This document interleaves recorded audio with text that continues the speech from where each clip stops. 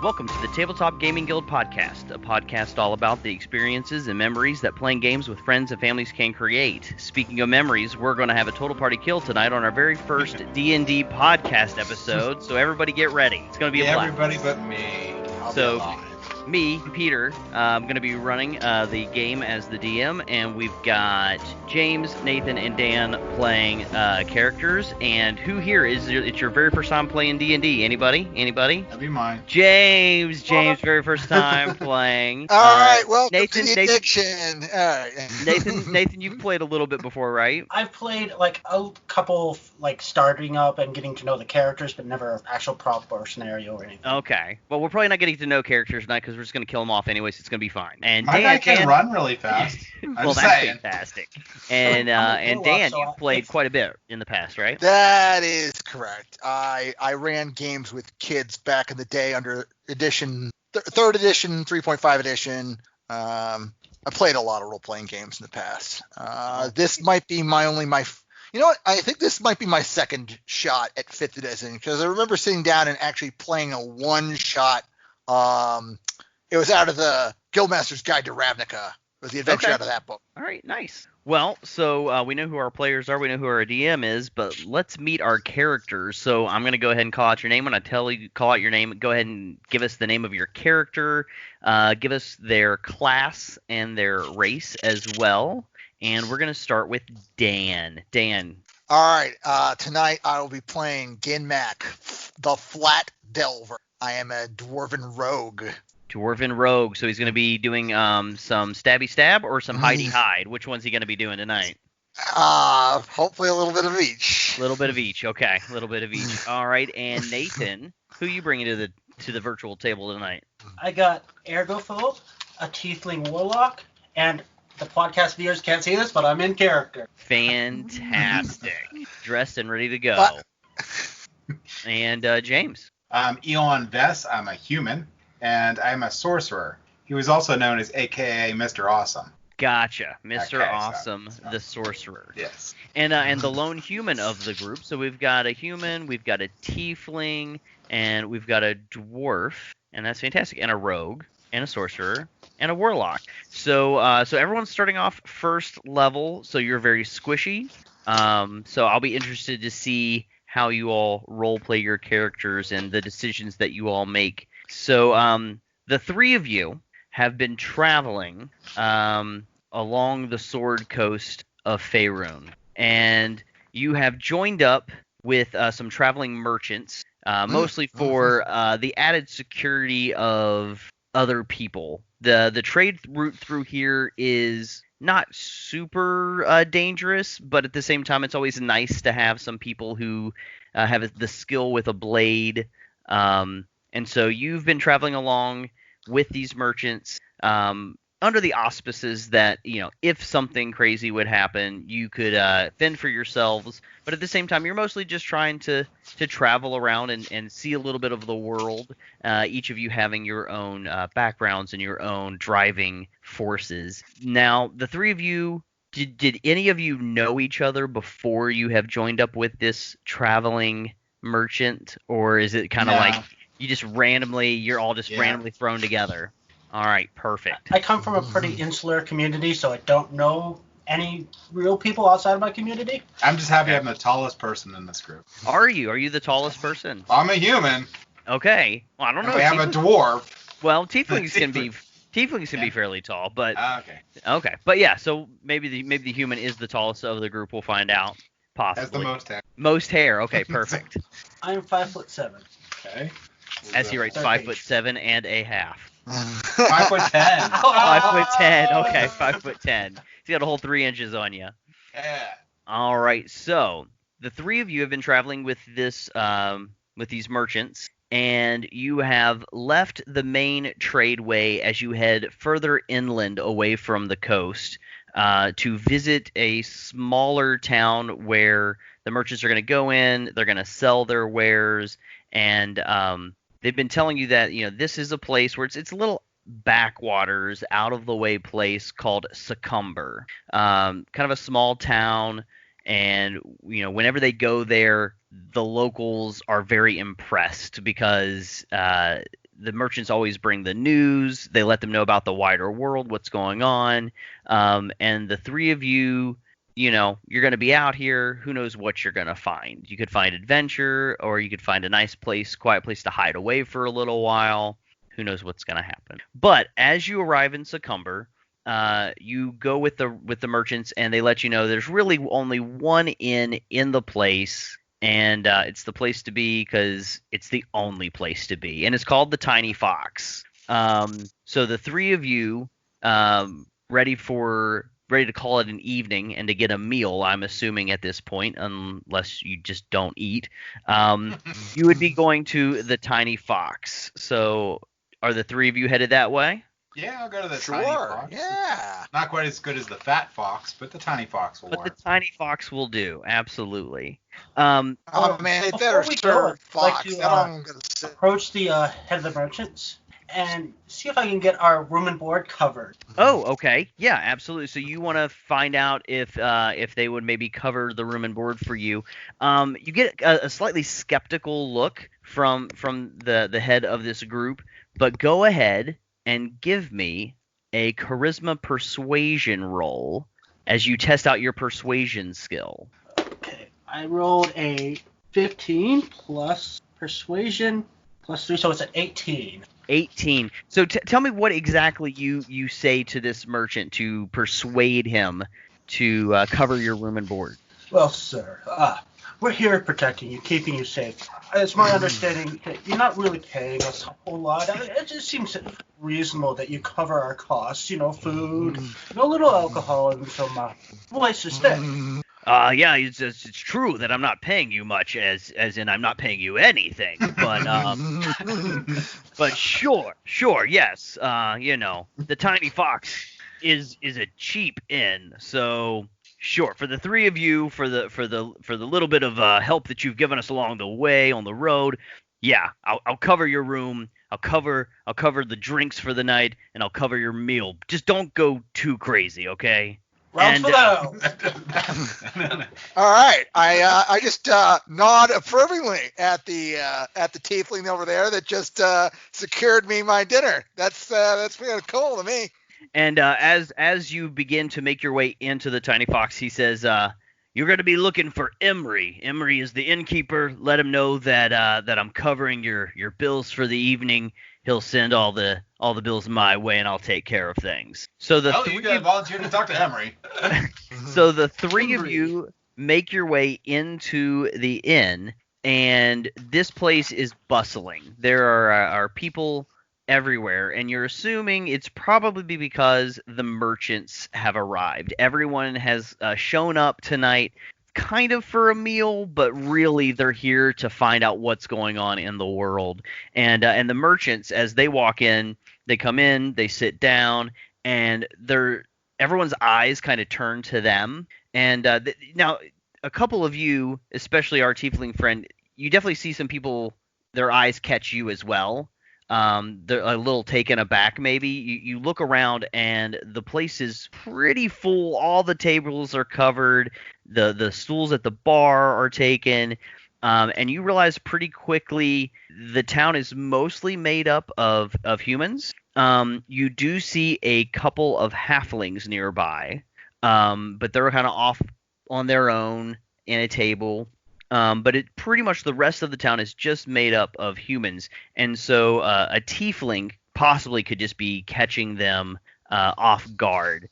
But quickly their attention goes right back to the merchants, and you see a couple people sidle up to their table, and they start to offer to buy drinks for the merchants, and you realize no wonder he's going to cover our meals. He's not going to have to pay for his own tonight. And so they're going over there, and everyone's talking to the merchants, but the three of you are mostly left alone for right now. Where would you like to go? There's a couple seats near the bar, and there's maybe a booth off in the back, but it's going to be a tight fit for three people. It's really meant for maybe just two. I head towards the bar. Yeah, I head towards that the seems bar like the best too. idea. Eric and Phoebe gonna talk to the manager and get us taken care of. Yeah, I'll approach Imbri. So Ergophobe, you take the lead towards the bar with the three of you, and you see kind of a pretty tall, pretty wide, burly looking individual. He's got kind of a gray streak over his right temple, and brown hair, full beard, and he's got this like kind of tight white apron on over top of his clothing. Like you feel like it's maybe just not quite made for him. But he stands there and he's talking with everybody. He's very animated. And you walk up, Ergophobe, and as you walk up, before you say anything, you definitely catch his attention. And he turns around and he looks, newcomers, welcome to the Tiny Fox. What brings the three of you here this evening? Well, first of all, do I know what's the merchant's name? You didn't say it. You have to ask I it. assume I would have known. The merchant that you traveled with, you know that his name was Valar. Valar? Valar. Okay, so I approach Imri and say, hello, thank you for the fine welcome. We're coming here on behalf of Valar. We've been protecting him on the travel here, and he's generously offered to pay our room and board, and as well as any food or drink we might require. So we're hoping to enjoy ourselves here. Friends of Valar, that's fantastic, and I'm just thank you so much for coming this evening, and go ahead and grab a stool, and I'll get you whatever it is you would like to drink. We do have some ale, but because it is a special day here in town, it is the day that the merchants have arrived. We have gathered together the finest ales as well, ales and meads and ciders. So tonight you have options. Most nights, just ale. I'll take a meat and some food. A meat and some food tonight. Tonight we have roasted lamb. Sounds great. Wow. Yeah. I'll accept that. So we have a meat and a roasted lamb. We got some roasted lamb for our dwarf friend here. And what is your name, sir? My name is Ergo. Ergophobe. I would really appreciate that lamb, but do you have something fine to drink? What is your finest drink? So our finest drink would have to be, and I would say it is a drink of my own making, but it is the cider that comes from the orchard just out of town here. That sounds fabulous. So he goes back and starts to grab things, and he starts to yell to the waiters and the waitresses in the back to start giving everybody their meals and their drinks. And eventually a young lady comes out, and she brings out your food and she brings out your drinks, and you're at the bar, and you can just hear like everybody is having a wonderful time. They're just enjoying the evening. And as you arrived, you would have realized that it is getting kind of late in the day, and it doesn't seem like anybody is going to be stopping anytime soon. Eventually, music erupts from over near the fireplace, and there's some singing that begins, and everyone in town is just having a wonderful party as they're beginning to learn more information about the wide world from the merchants, and they even start to see the merchants are already starting to barter a little bit about some of their wares that they're going to be selling the next day when market opens. And as all of that is going on, the door to the inn bursts open, and in runs a lady, and she screams, they've taken my baby. And as she runs in, she collapses on the floor in sobs. Now, before the three of you can do anything, our big burly friend Emery leaps over the bar and rushes to this young woman and kind of scoops her up in his arms, and he begins to talk soothingly to her.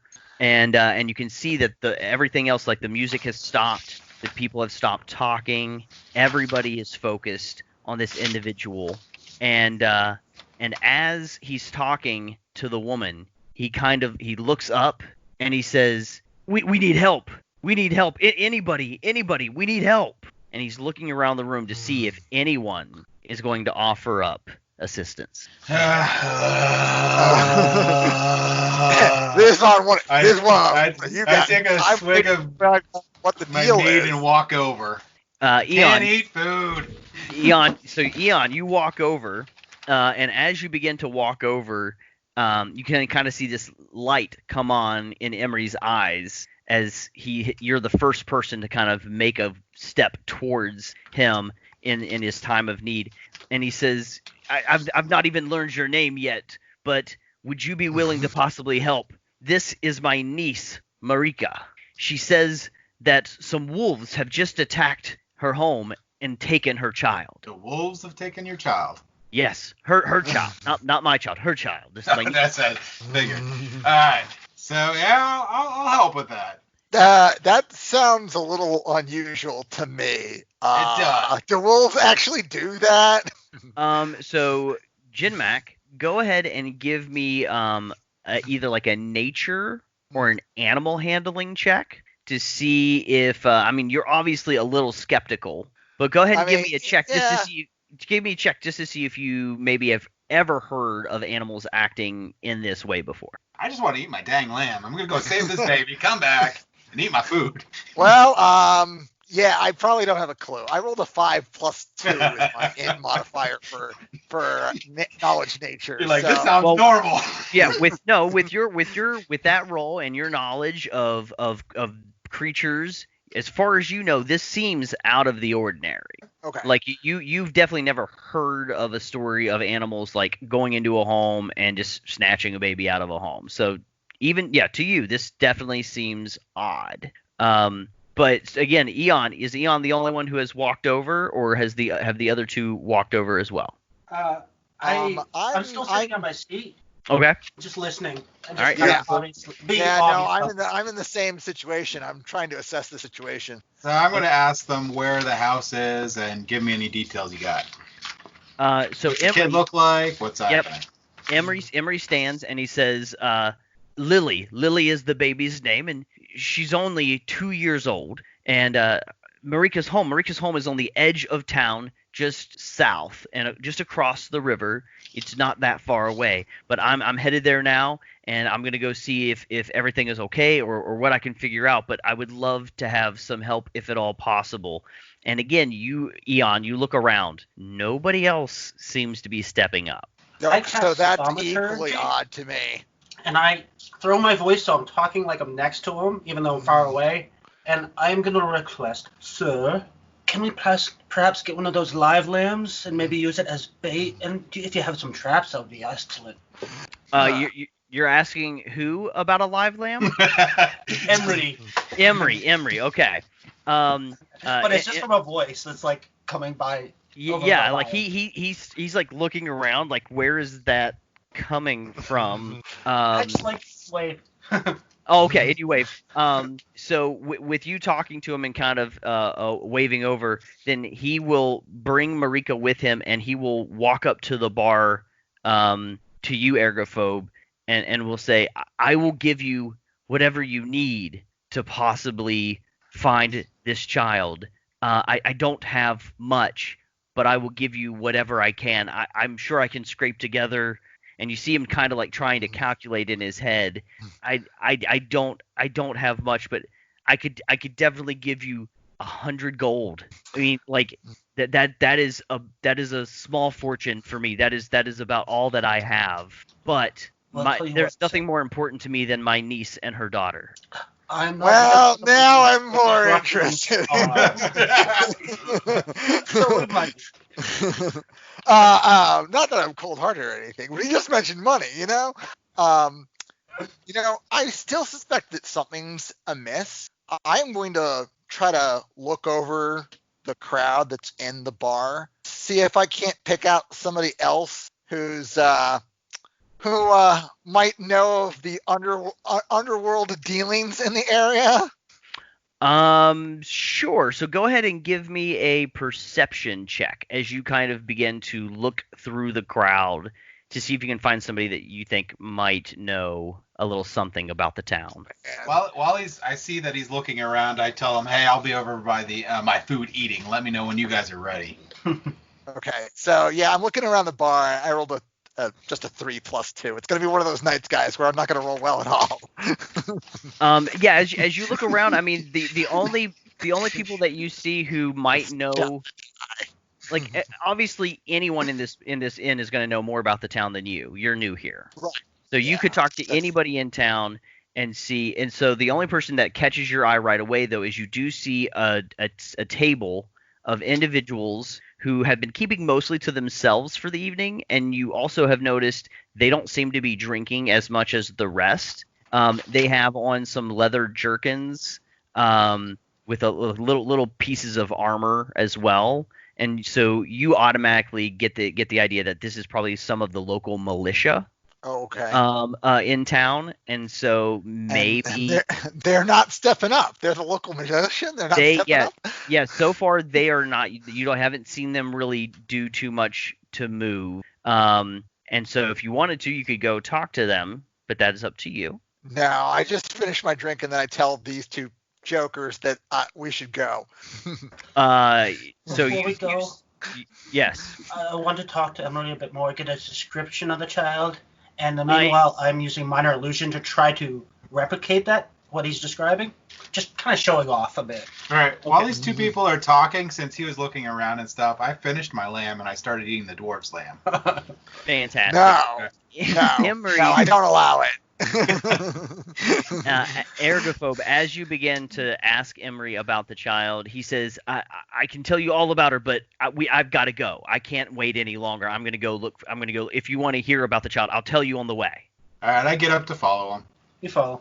Okay. Holding a lamb. So he gets up and he makes his way out of the inn. Marika is coming in tow, but again, she's just sobbing and just seems inconsolable.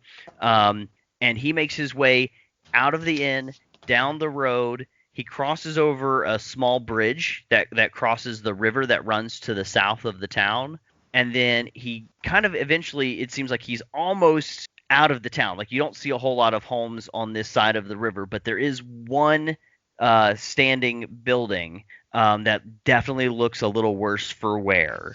Outside, you see a line with some laundry pinned to it. Just kind of hanging there between a tree and the house. And then he goes into the house and he just starts like kind of tearing through the place looking for any signs of what might have happened here. Marika begins just again gesticulating and talking about the wolves and that there were maybe 4, maybe 5 of them, but they came in while she was doing the laundry. They rushed into the door. They took the baby, dragged it out of the house, and left. And like she couldn't catch them. I get my crossbow off my back, and then I check the ground for tracks. So go ahead, Eon, then, and give me a survival check or a nature check. My survival check I'm is better. I'm on the same task. I'm gonna walk perimeter of the building, looking for where they came in and where they left. And what about you, Ergophobe? Okay, did we get that live lamb, by the way?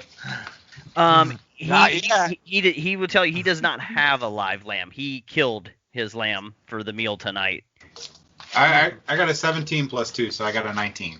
Okay, so a 19 checking for tracks. I got a 13 on mine. All right, 13 for yours. Better than a 5. Oh, absolutely. Genmac then. Genmac, with your 13, as you are looking around to see what you can find, you realize that there looks to have been where the baby's crib was. Okay. It looks like the ground from there. You can see some drag marks, and you can tell that it doesn't look. It looks smoother than you would expect in between all of these paw prints, and you get the feeling that somehow they were able to drag the baby away, but the baby must have been like wrapped in a blanket of some kind. So probably just straight from the crib as it was sleeping, wrapped in a blanket. But it does look like that it gets dragged through, and the floor here is it's a dirt floor, and so you can see the drag marks through the dirt floor. Off the foundation of the house and just going out, and then there's grass on the outside of the house, and that's where you start to lose track of things. Okay. But Eon, you continue to follow Genmac, and you can see clearly the paw prints heading off through the grass and which direction they're headed. They're definitely headed down to the south to what looks like a tree line. and you gather from the paw prints, you think there were probably 4 wolves. Okay. Okay. Let's I'm just check up ambling with along, the just barely paying attention.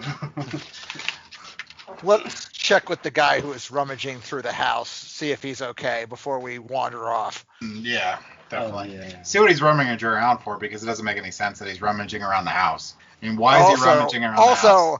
Also, out of character, what the heck was this lady doing laundry at like 7 p.m. at night, right? Yeah, stuff to do.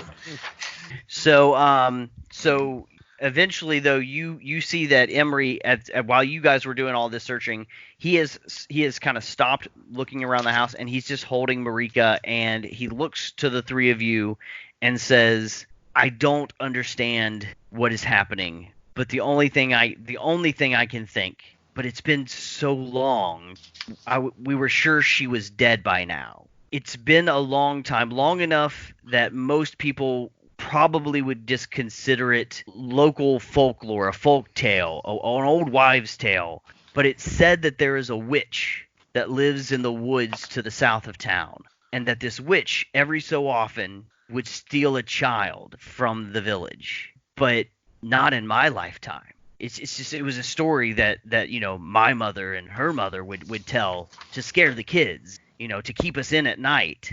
But it was said that she could be in league with the creatures of the woods. It's the only thing I can think that might make sense." What were you looking around in the house for? I was hoping my sister was wrong. She has been, and he kind of steps away from her and kind of takes you away from his niece as well. Sorry, his niece kind of takes you away from her as well, and says she's been known to have fits every once in a while. I was hoping that she was wrong, and I was hoping that the baby was still here, but the baby is not here. I can't find Lily anywhere. I consider myself extremely well read. How much would I know about this stories? You could give me a history check to see if maybe you would have heard stories. I mean, you're not from here, so stories might be similar, but you're not sure if they'll be about the exact same individual. But go ahead. I rolled a 21. A 21. So this story does sound like, the normal folklore that would happen around a small village like this. There's almost always a tale of an evil creature or an evil person who lives nearby that parents or grandparents might use to scare kids late at night.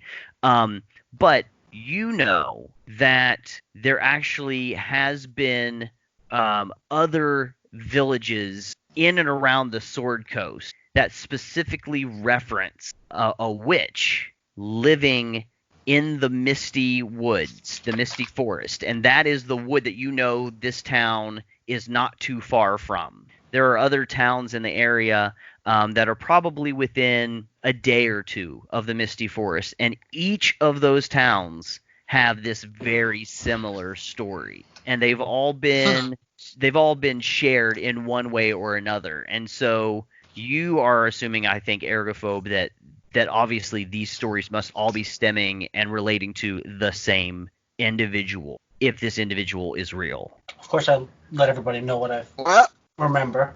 Well, we better get going then. They can travel fast. Yeah, I kind of sigh. It's like, we've had a full day of traveling. It's dark out, but the trail is fresh. I'm ready to set. Let's see, do I have? So, I light Eon. my torch and tinderbox. Okay. So I use my tinderbox to light my torch. All right, you light your torch to lead the way, and I know that humans do not have dark vision, but I cannot remember right now for dwarves and for tieflings. I do.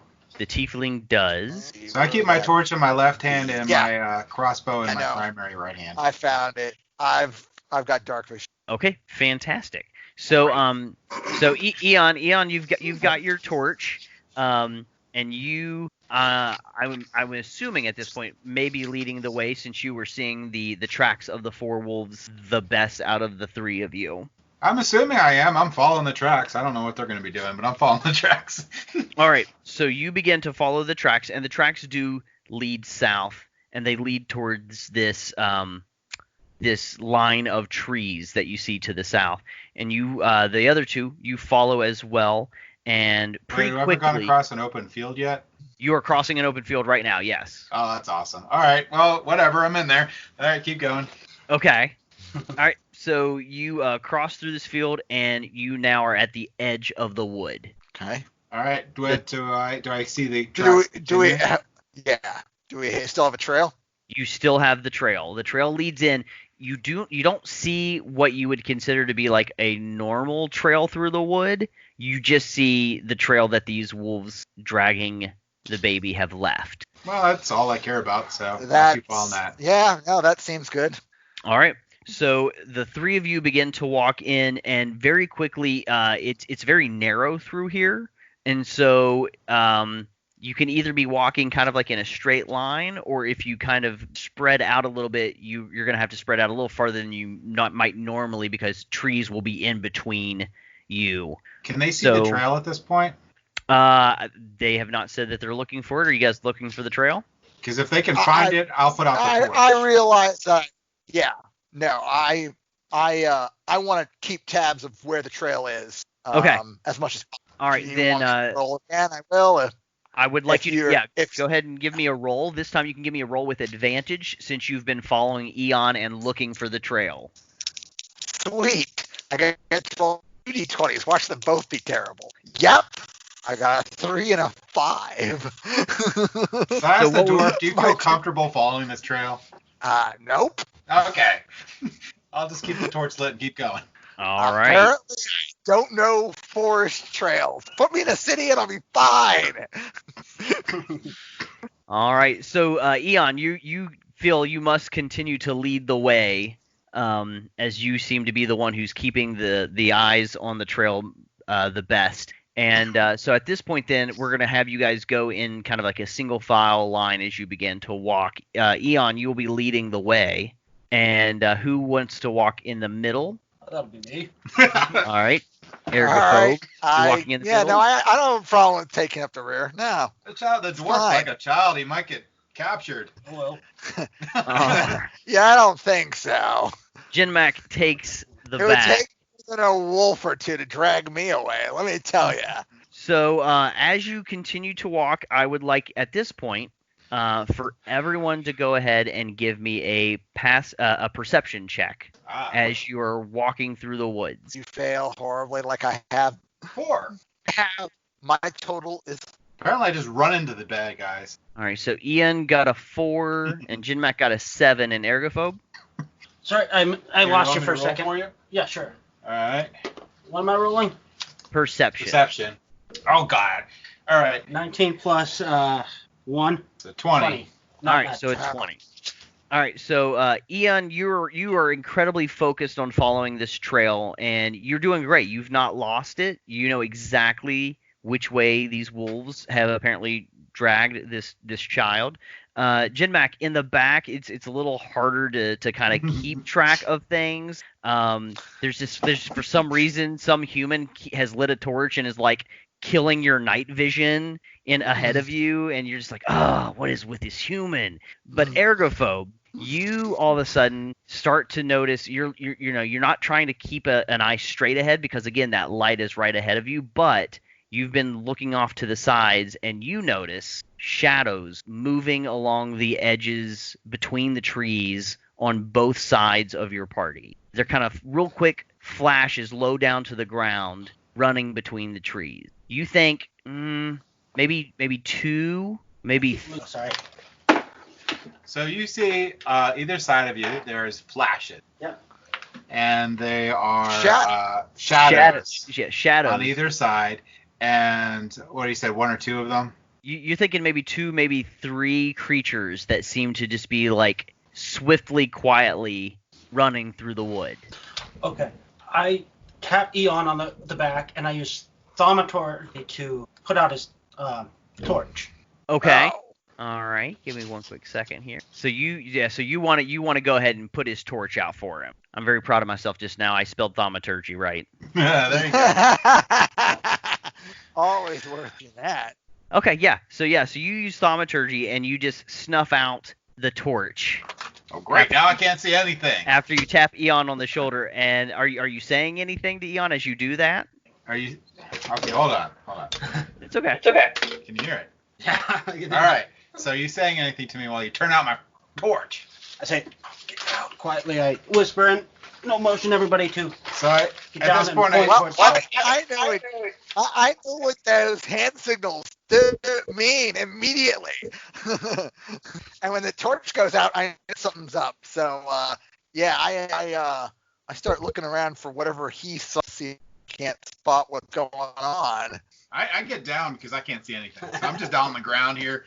I put my crossbow back for a second and pull out my dagger. So I'm holding 2 daggers now. Okay. So everybody has dropped down to the ground, and everybody is trying their best to see whatever it is that Ergophobe has just said. He said that something's out there. So again, everybody go ahead and give me a perception check. Eon, you will be doing it with disadvantage as you do not have night vision. So what is disadvantage again? You roll You 2d20 and take the lowest. You have to take the lower. Well, I'm pretty sure the one I just rolled is the lowest. I got a nat 20 and a 5. Way to waste it, man. Way to waste that nat 20. Yeah. Wow. I rolled well for once. I have a 15 modified to 17. I know what the heck is going on. Hopefully. Fantastic. And Ergophobe. 11. 11. All right. So Eon and Ergophobe, the two of you are looking around, and Ergophobe, you could have sworn they were just over to the left, and you're not seeing them move around right now. Jinmac. Yes. There are 2 wolves about 5 feet behind you. Stabby. Hey, gosh, they're going to eat the dwarves. Wow. All right. Jinmac says stabby. That means everybody roll initiative. So we're gonna roll our d20. I mean, if they're 5 feet away from me, they're in striking distance. Oh my God, I'm rolling well now, folks. I didn't want to roll well for 13. initiative. I wanted to roll well for the hit. I got a nat 20 on my initiative. But I guess it's good. I guess it's good that I'm going to hit them before they hit me. I suppose. That's what you're hoping. Absolutely. All right. So I'm gonna start with Eon. Eon, what did you get for your initiative? 15. 15. So 13 plus 2. I got 21 because I rolled a nat 20. 21. I also have a 21 because I rolled a 19. All right. So the way we break ties is Ergophobe and Jinmac. What is your dexterity modifier? +1. Jinmac? 4. All right. So Jinmac will be going first with his +4, Ergophobe, and then Eon and the wolves rolled lower than all 3 of you, so they will be going last in the initiative order. Oh man, maybe we won't be lunch. All right. So Jinmac, you have the highest initiative. You are 5 feet away from 2 wolves as they are side by side. And again, you're at the back of the group. So that's going to be that Ergophobe, you are currently about 10 feet away from these 2 wolves. And Eon, you are about 15 feet away from these 2 wolves. So Eon and Ergophobe, you guys will be currently in range from them. But Jinmac, you are in melee range. So Okay. Yeah. what are you doing? Melee range it is. Well, they're within striking distance, so we're gonna be like, yo, you get away from me and poke them with my short sword. Well, at least one of them. You say All that right. out loud, you're like, no, you'll get away from me. No, I think if I'm saying anything here, I'm like, damned wolves! Stab. All right, so that go helps. ahead and make your attack roll then with your. You said you had a short sword. Yeah. Then make your attack with your short sword, and let's see if you hit. Nope. Sure enough, dice decided to fail me. I rolled a nat 1. Okay. I am at the mercy of the dice gods. So in the darkness, you're not quite sure where the wolves are. I mean, you see them, but then like you're pretty sure one of them is about to lunge forward, and you stab down so that you could get it as it comes at you, and you stab your own foot. Oh, This is awesome. lovely. Lovely. And as The you dwarf scream like a girl. and as you stab your own foot, you take a point of damage. You just kind of nick. You just kind of nick the side of your foot. I tell ya. All right, so that's a good time for me to ask. So you guys are level 1. Jinmac, how many hit points do you have going into this? Okay. Before I took any damage, I started at 11 hit points. Okay, So that's I am not now bad. 10. That's not bad. 11's pretty good. All right, so Jinmac, you had your first attack, but you also would have movement if you would like to move. But since you are 5 feet away from these wolves, as they have come up behind you, if you were to try to move away from them at all, they would get an attack of opportunity against you. Yeah, that doesn't sound like No. I want to do that. Okay. All right, then we're going to go ahead and move on to Ergophobe. Ergophobe, you are about 10 feet away from these two wolves. And you see Jinmac has tried to press the attack. I'm going to cast Mind Sliver on one of these wolves, and basically I'm going to project the image in its mind of Jinmac's blood from his foot coming out and actually leeching onto this wolf and, damaging it. So it thinks it's getting damaged. All right, so I don't know Mind Sliver. You want to go ahead and maybe give us an explanation of what that is? So it's a disorienting spike of energy that attacks the mind of a creature. They'd have to do a saving throw of what kind of saving throw is it? I don't know. All right, so it looks like it is an intelligence save. And what is your number? What is the number that they have to? My spell DC is 13. 13. All right. Well, intelligence, that is a not such a good one for the wolf here. So let's see what happens. And this is just Mind Sliver. That's just against one of the wolves. Yes, it's just against one wolf. All right. Well, intelligence is not normally the wolf's strong suit, but you can't blame a natural 20. So they seem to shake off this Mind Sliver trick that you try on them, and that is your action. Do you want to take any movement? You are not within melee range of them, so there's no attack of opportunity coming from these two wolves if you decide to move forward or away. I want to move back. I will do my full 30 feet because I do not like melee. All right, so you have gone hard as he runs past me. So you have gone from being 10 feet away from these wolves to now being a full 40 feet away from these wolves. Yep. And it is Eon's turn. Eon, what are you doing? I'm going to fire. Well, I'm going to take the one that I saw shaking his head. Okay. So I'm assuming he did something other than run away. And I'm going to fire a firebolt at him, my cantrip. Okay, go for it. Yeah, whatever. What'd you What's get, your total? James? Is there any modifiers for that? No, probably not. 5. So when you are attacking with your cantrip, you would just be adding your spell attack modifier to that. Oh, spell attack modifier? So 5 plus whatever that is. Where's that at? So plus 5, so 10. So a total of 10. Okay, so you got a total of 10. It's still not good enough. I didn't think so. But don't forget that plus 5 in the future. You might need that. All right. So you're gonna miss there. The two wolves, go ahead and they go ahead and kind of do their attack against Jinmac, as he is still the only one currently within melee range, and both of them will bite at him. Yeah. So this leads me to ask the question, Jinmac, what is your armor class? My armor class is 13. So they need to get a 13. Wait, let me double check my equipment here. Is my armor armor class equipped? is better than yours. Yeah, make sure that your armor is equipped. Yeah, no, it's checked off, so I'm assuming it's equipped.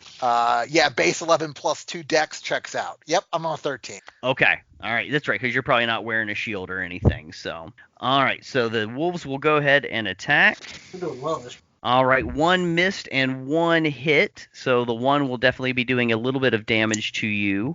And actually, yeah, pack tactics. There's two of them right next to each other, so they both get advantage on that.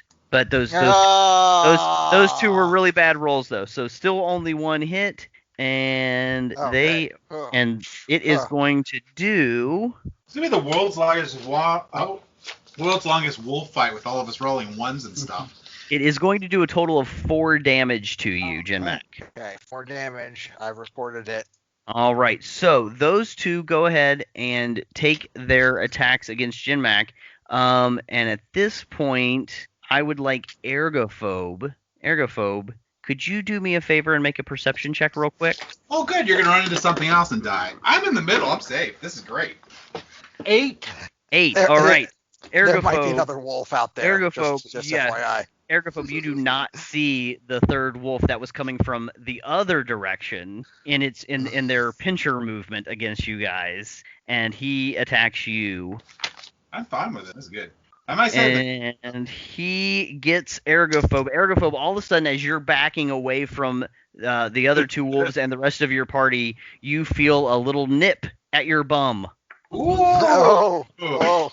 Hey, 3 points of damage as it bites you in the butt, Ergophobe. Okay. Someone has a bumper. All right, so we're back to the top of man. the order. Gen Mac, you're up. All right. I'm gonna help the dwarf and his stubby legs when it comes to my point, because he can't run away very fast.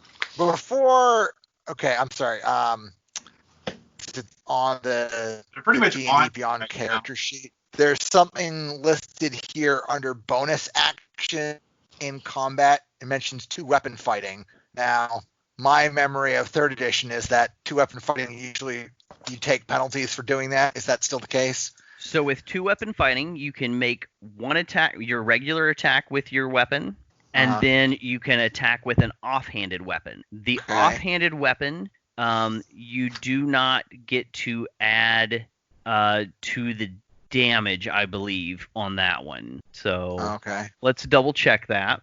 All right. When you take the attack action and attack with a light melee weapon that you're holding in one hand, you can then use a bonus action to attack with a different light melee weapon that you're holding in the other hand. You do not add your ability modifier to the damage of the bonus attack. So when you attack with the first one, if you hit, that's great. You get to add your ability modifier to the damage, but the second one, if you hit, you just get the straight die roll. You don't get any bonus to that damage. All right. So that's not a real big negative what or anything.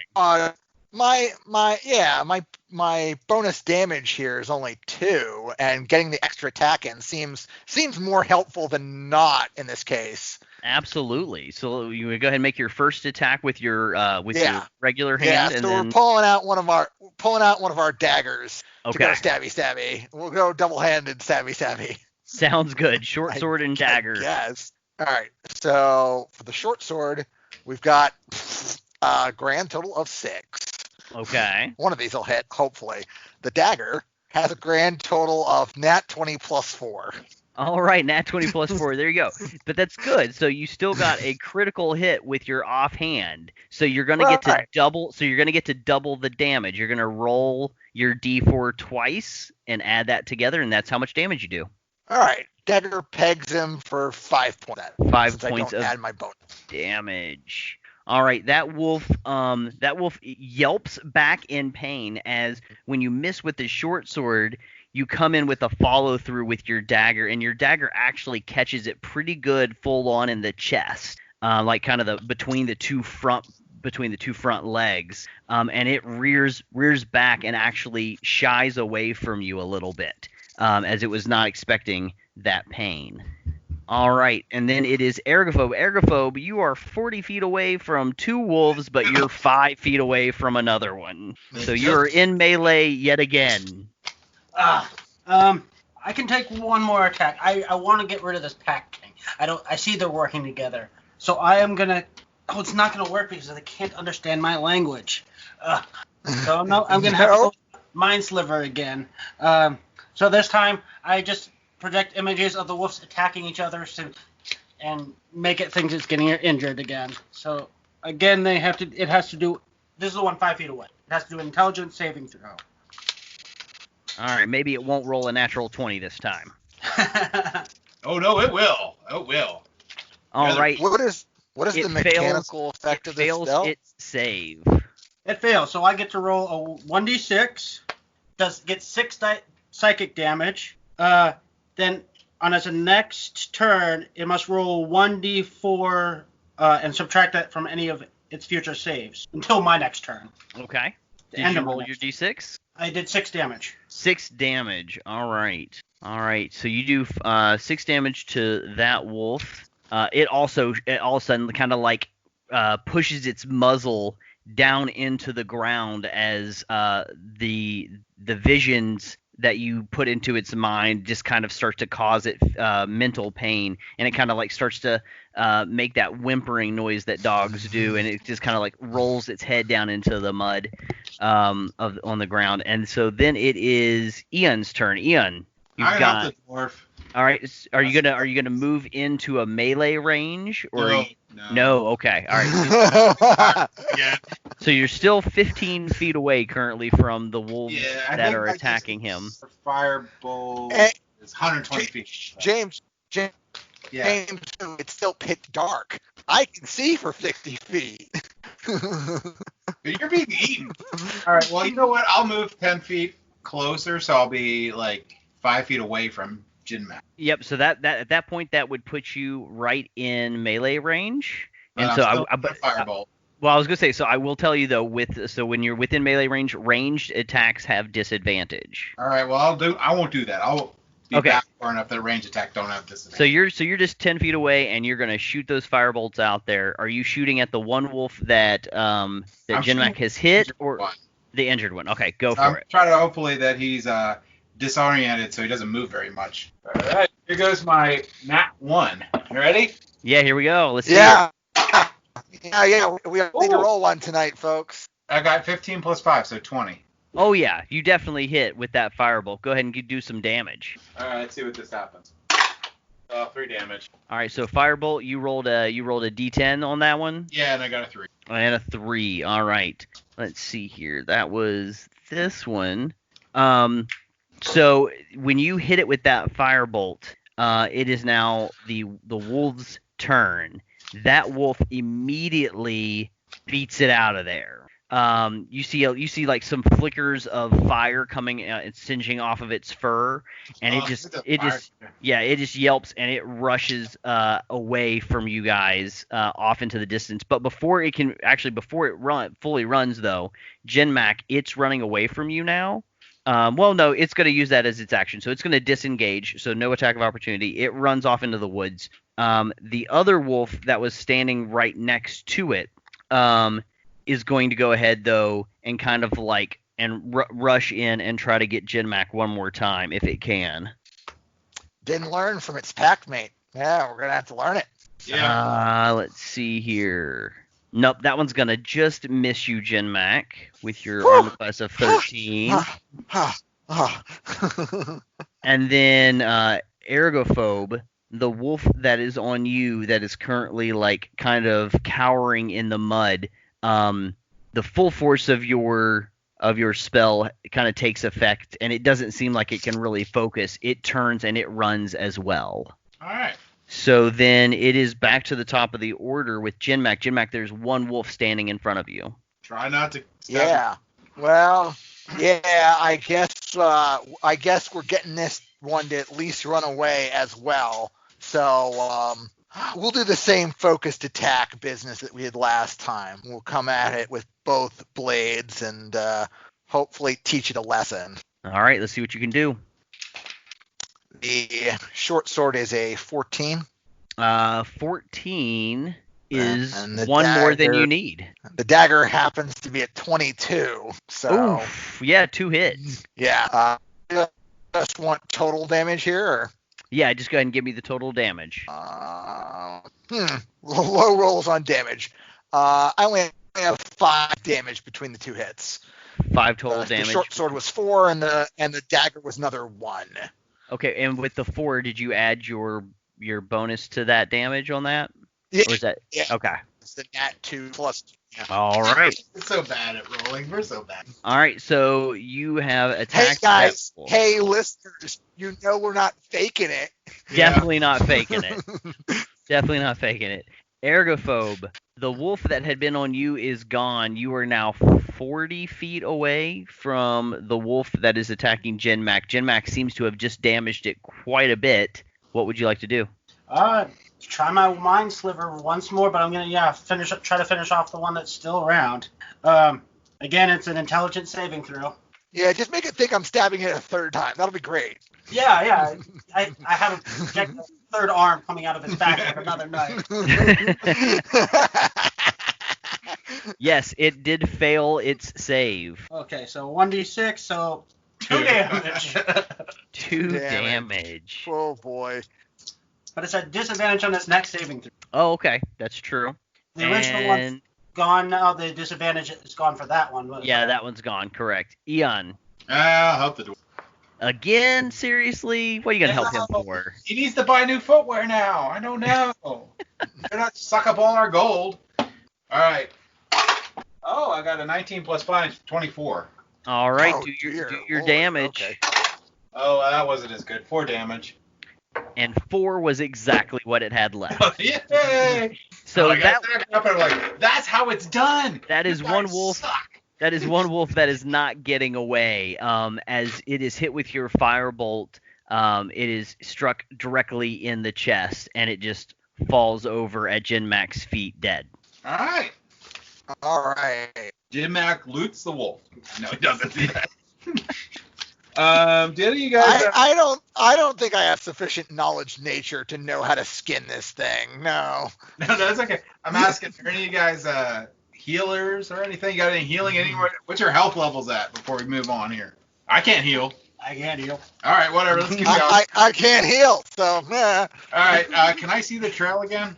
Go ahead. we better- Yeah, go ahead and everybody give me a perception check as you kind of like pull yourselves together and you start looking around. James, before you start looking, relight your torch. That is true. Okay, well, they have to do their perception checks because I got to go pick my torch off the ground and relight it. So that's probably. Yeah, you relight your torch and then also probably, I mean, so you could do perception. You could also just do like a survival or investigation since you're looking for tracks. So I'll do survival then. It's better. All Yeah, right, so go for pick it. the torch. I'll use investigation. okay. I think I've got it for the group this time. I got 16. If it's investigation, I get 16. Yeah, I've got 19 on my investigation. Yay. All right. All of a sudden, the three of you, having been through this encounter, seem more focused than you were before. Oh yeah, and that'll wake us up. Yep. yeah, Yeah. that'll wake us up. You're wide awake now. Especially if it's wet out. Yep. The Dwarf's adrenaline. feet are going to get all mushy because it has a hole in his foot. The adrenaline is pumping, and not only do you find the trail again, but you begin to hear just off in the distance, farther along what looks to be the trail, you hear some water rushing, and so you quickly follow this trail, and you see that it leads you to the edge of this creek bed that seems to go down into a little bit of a kind of a rocky shore. And then you see the creek itself, and you follow the trail, and the trail seems to lead to the base of this giant willow tree that is kind of leaning on the edge of this embankment, and the roots of this tree creep out from the embankment along the rocky shore, just touching the edge of the creek, soaking in a little bit of that life force from the water. And the trail itself leads to the base of this tree and disappears. All right, Jin Mac, go ahead. Jin Mac is mysteriously totally quiet right now. Yeah, he's like, I don't know about all this. Like, yeah. So We should the stealth the in trail before- specifically that we were following that's appeared here was the signs of this bundle being drug, right? Correct. That and the paw prints of the wolf. Yes. Okay. I think we should Light it on fire. just like no. No? Just circle around this No, area, we see if can there think isn't here. anything else. No, we go through a battle. I thought we were thinking the same things now. We should scope out this area. Maybe there's another trail. All right. Well, I'll cover your backs and look around right now while one of you guys. Which one wants to go around it? All No, I guess I will. Sure. right. The dwarf thought of the plan. The dwarf can do the plan. Dwarf's totally dead. I'm kidding. So Jin Mac, again, if I understand, your hope is to kind of encircle this tree, looking to see if you find any other trails. Yeah. I'm Okay. gonna go a good distance from the tree to see if I can't pick one up too, because I don't expect to pick one up right at the tree. Maybe Okay. 30, 40 feet away. Maybe All right, my so other yeah, so friend should keep an eye on you. you start to do a circuit around the edge of this, partially the embankment, partially back into the woods as you go around the tree, looking to see if you can find any other trails. Go ahead and give me your survival check then, or investigation. Okay, investigation. I've got a 9 actually. Okay. All right. So you take some time just to kind of scope out the area. You don't seem to notice any other trails leading to or from this area. The trail with the from the wolves seems to be the only real passage that goes through here. I mean, you see some small animal trails, maybe a rabbit trail leading around through the wooded portion of the area. And you do notice as you get closer to the creek bed, you see some animal prints from maybe the animals that come down here to get their water, but nothing as distinct as the wolf trail that you saw dragging the child. And again, you can see that clearly veers down over the embankment and then towards the roots of the tree that kind of are holding it onto this embankment. Okay. Gentlemen, we're looking for a witch here. Should look for magic wall barriers, magic concealment. So I inspect. That's your department. You do the work. Inspecting for anything that's like not real or anything hidden within the roots of the tree. So Ergophobe, you say this to the group, and you begin to go up to the tree itself to inspect it for any kind of illusion or false hidden areas. As you walk right up to the tree and you get to the roots to check it out, the roots themselves begin to move, and they begin to like slither and creep away from the embankment, and they open, and you see inside where the roots had been covering, you see kind of a fairly decent sized tunnel leading into the ground beneath the tree. Well, who's up for spelunking? Night vision, people. In the lead, I'll follow in the back with my flame of power. The dwarf didn't do good the last time in the back, so I'll stay in the back this time. Well, that's something you don't see every day. All right, so we going in? What are you doing? Yeah, I mean, this scene. I can tell the group that there's no other trails into or out of this area besides the one that we just followed in. So yeah, if there's a way that they went, that seems the way. All right, we ready to go? Yeah. Nudge you forward. All right, so who is taking the lead? I'll take the lead this time. These guys are wimps. All right, Eon is in the lead. Over there. Ergophobe, are you still in the middle, or? Okay. You cover our back, dwarf. All right, no, it's not a problem. No wolves will sneak up on me this time, I swear.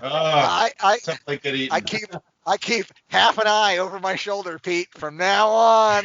Absolutely. The other half is just like constantly looking backwards. All right, so you do begin to make your way into this tunnel, and the tunnel itself it's decent sized, but for our tiefling friend and our human friend, you are definitely having to bend over as you first get into there. Okay. Genmac, no problem, you're fine. Yeah, because he's short. Yeah. So, but as you go in, you realize, Eon, at the front, that you're on a pretty steep slope going down into the ground, and you stay on that slope for probably a good 25-30 feet. Okay. Before it finally begins to level off. And as you are going down the slope, you can kind of feel the dirt and the muddy ground giving beneath your boots. But as you step onto this flattened portion at the bottom of the slope, you feel it begin to turn into some sort of stony ground. All right. And ahead of you, you see that there's some sort of light. It's some kind of ethereal looking light. It definitely isn't torchlight, but something all of a sudden begins to brighten the way ahead of you. Enough so that I could put out the torch?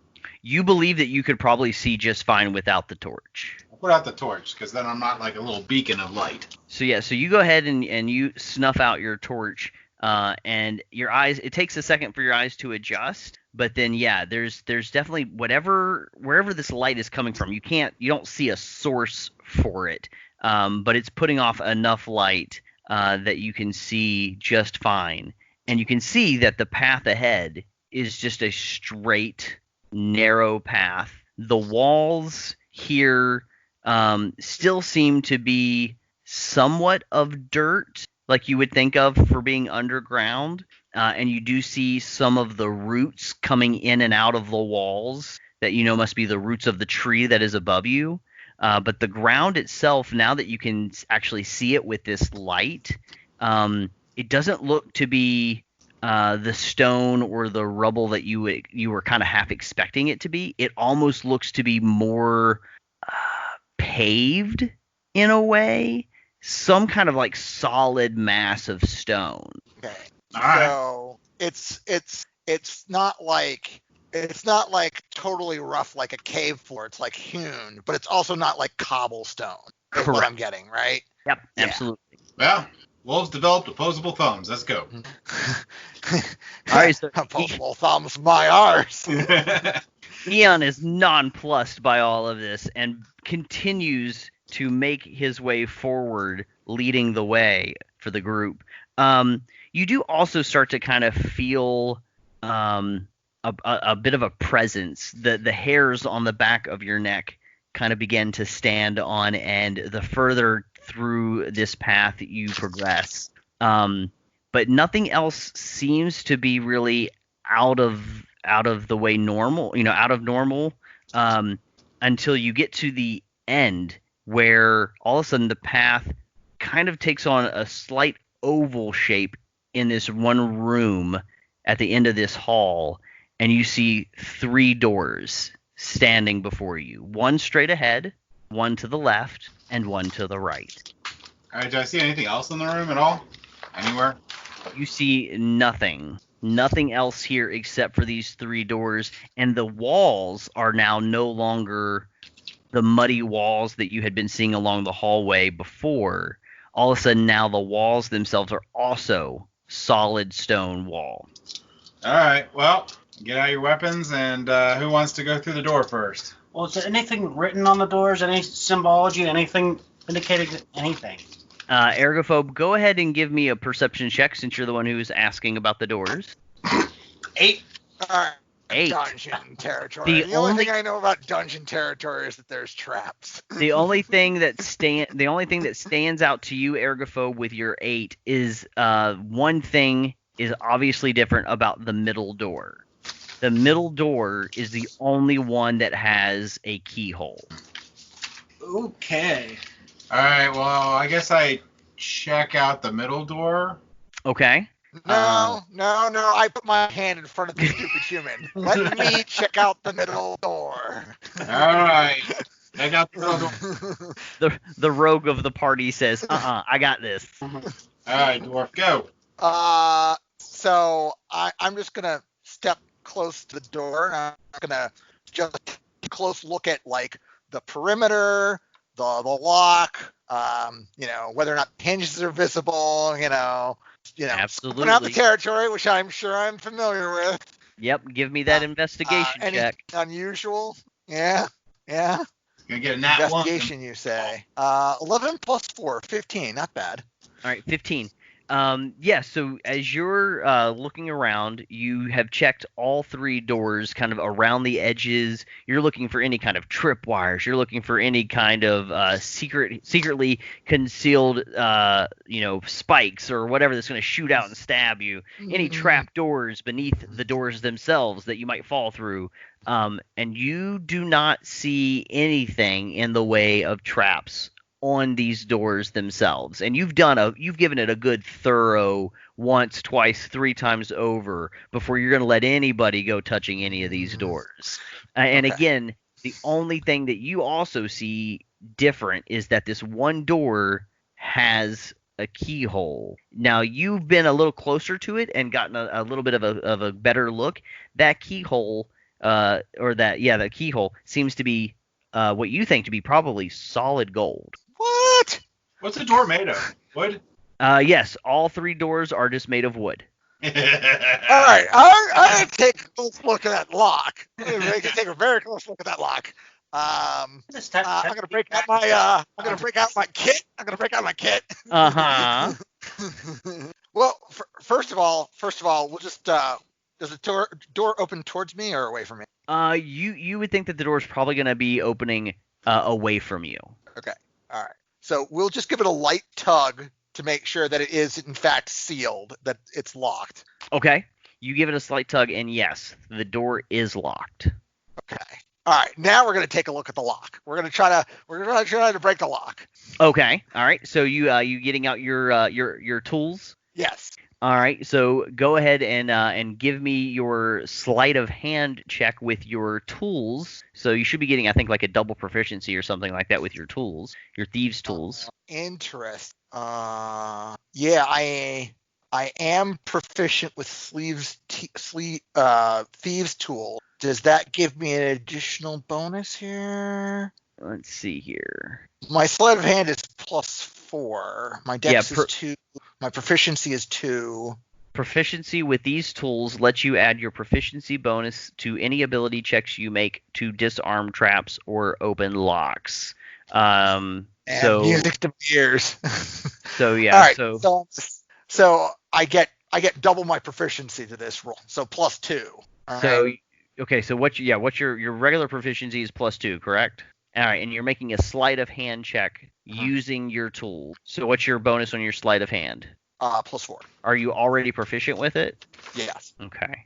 Yeah, let's just go ahead and say you get double proficiency there. So you're going to get a total of a +6. Okay. I rolled a 9. My total is 15. 15. All right. So as you go ahead and start working away with your tools on this keyhole, you get in real close because this is some pretty intricate work. This is some intricate work, and you're in there and you're moving around, and you're like, you feel like you ought to be getting the tumbler in this keyhole to like move, but then all of a sudden you feel this resistance, and you're really close into this door. I mean, you are focused on this door, and all of a sudden you hear, no cheating. Okay. I like back away for a second and I look around to see what the heck is going on. Where did this voice come from? Can I tell where it came from? You're pretty sure that you heard the voice coming through the keyhole. I like this person. I think we can trust her. Okay, so door number left or right, dwarf. Which one do you want to do? I'm not sure if I'm going to give up here. This sounds like a challenge. All right. No, I back away from this project. I back away from this. Discretion, better part of valor, as they say. Anybody have a way of opening the doors at a distance, perhaps? Well, the door is still locked. I didn't get the lock yet. Well, the other doors, I don't know if they're locked. Nah, just try one. Pick one and try it. I'll stay behind you. Other doors, do they also open? Or the doors are. You're assuming the doors are also going to open inward. All right. All right. Yeah. Somebody want to pick a door? I'll pick a door if nobody else will. I'll got you back, dwarf. Go ahead. All right. I picked the door on the left because that's what I rolled. All right. So you pick the door on the left, and Jinmac, you move forward to the door. Do you open it? I'll do the test tug first to see whether or not it is sealed. It is not locked. Okay. I open the door. All right. So you open the door, and inside this room is a pretty large space. You see before you, just on the other side of the door, about what you think would probably be about 10 feet of solid ground. You do see, though, that all of a sudden it's not the stone floor that you're standing on now. It's all of a sudden dirt again. And you also see along the walls, it's all dirt walls with some of those roots from the tree above. But you do see also one really giant root shooting down from the ceiling and then shooting straight away from you. And as it goes away from you, your eye following that, your eye catches the glint of something on the far end of this root. Far side of the room. Okay, so how distant is that? You are assuming that, gosh, that's 10 feet there, and then, yeah, it's maybe like 80 feet away. It's pretty far away. Okay. Is the room like lit with that like the entranceway was, or? It is not as lit as the hallway was with that ethereal light. It definitely gets darker in this room the farther away from the door you would get. Okay. And So we can't tell what's on the other side of the room, just that something's over there. You were the only one who has seen it. You just like with your dwarf eyes, you caught the glint of something with your dwarf / rogue eyes. I get you now. You caught the glint of something on the far side of this room. You're not even sure what light source must have caused it to glint, but something is over there. I think at this point I'm coming into this as well. Okay. So Ergophobe, you come into the room as well. And what you have something that you want to do when you enter in? This just looks like a big wide area. It does look like a lot of places for things to hide. When you first walk in, so you've got about like 10 feet forward of ground that you can definitely see for sure. Probably 10, 15 feet wide in the room that you can see for sure. Other than that, it does start to get a little dark in here. Your dark vision, though, both of you and the dwarf, allows you to see that the darkness past the 10 feet ahead of you seems to be darker than the rest of the room. If that makes any kind of sense, like you can see the coloring of the ground ahead of you, and then all of a sudden that coloring of the ground becomes kind of a pitch black. I walk in. Maybe I should fire a firebolt at that blackness. We'll see what happens. Don't shoot a missile at the darkness. No. I'm gonna cast minor illusion and like make the sounds of a rabbit rustling near the sides hidden to see if it attracts anything to try to attack it. Oh, okay. Yeah. So yeah, you do that, just that little bit of it. You said you use minor illusion? Yes. So it's just a soft sound. Okay. Let's see here. So minor illusion is one of your cantrips. So yeah, so you cause that little bit of a sound off in a distance. But that is the only thing you hear. You don't hear anything else moving after it. Okay. So no wolf. Firebolt. I am a little suspicious of this darkness. I'm just gonna try something. We'll see what happens. I'm just gonna shoot an arrow like straight ahead of me towards where I saw that glint and just see if I can't just track it with my eye. Mm-hmm. Yep. Yeah. You shoot the arrow. And are you aiming for where you saw that little glint? Yeah. Okay. Go ahead and just give me an attack roll with your. Oh with your boy, arrow. this is gonna end badly. No, not at all. Dwarf firing arrows. Nat 20. Nat Plus 20. Plus 4. Yeah. Nat 20. You shoot that arrow and it flies true, and you can track it all the way, and you hear a clink at the end. And that little shimmer of something shiny you saw at a distance glints even more for a split second, and then you're pretty sure because you didn't just hit near it, you hit it directly. Oh, okay. Still no clue what it is, huh? Just that it's shiny, huh? It was definitely shiny, and the sound that it made when you hit it was definitely metallic. All right, what do you want to do? I think we have the dwarf walk forward. I stay 15 feet behind the dwarf so I can stay ranged attacks, and we go. Sounds good to me. Okay, I'm willing to go first. Yeah. Hey, human, light your torch because I'm still not sure about this crazy darkness. I'm I'm afraid of magic darkness, In which case, Yeah. my dark vision will be useless. Yeah. So the dwarf begins to make his way forward, and Eon, you go ahead and do light your torch, Okay.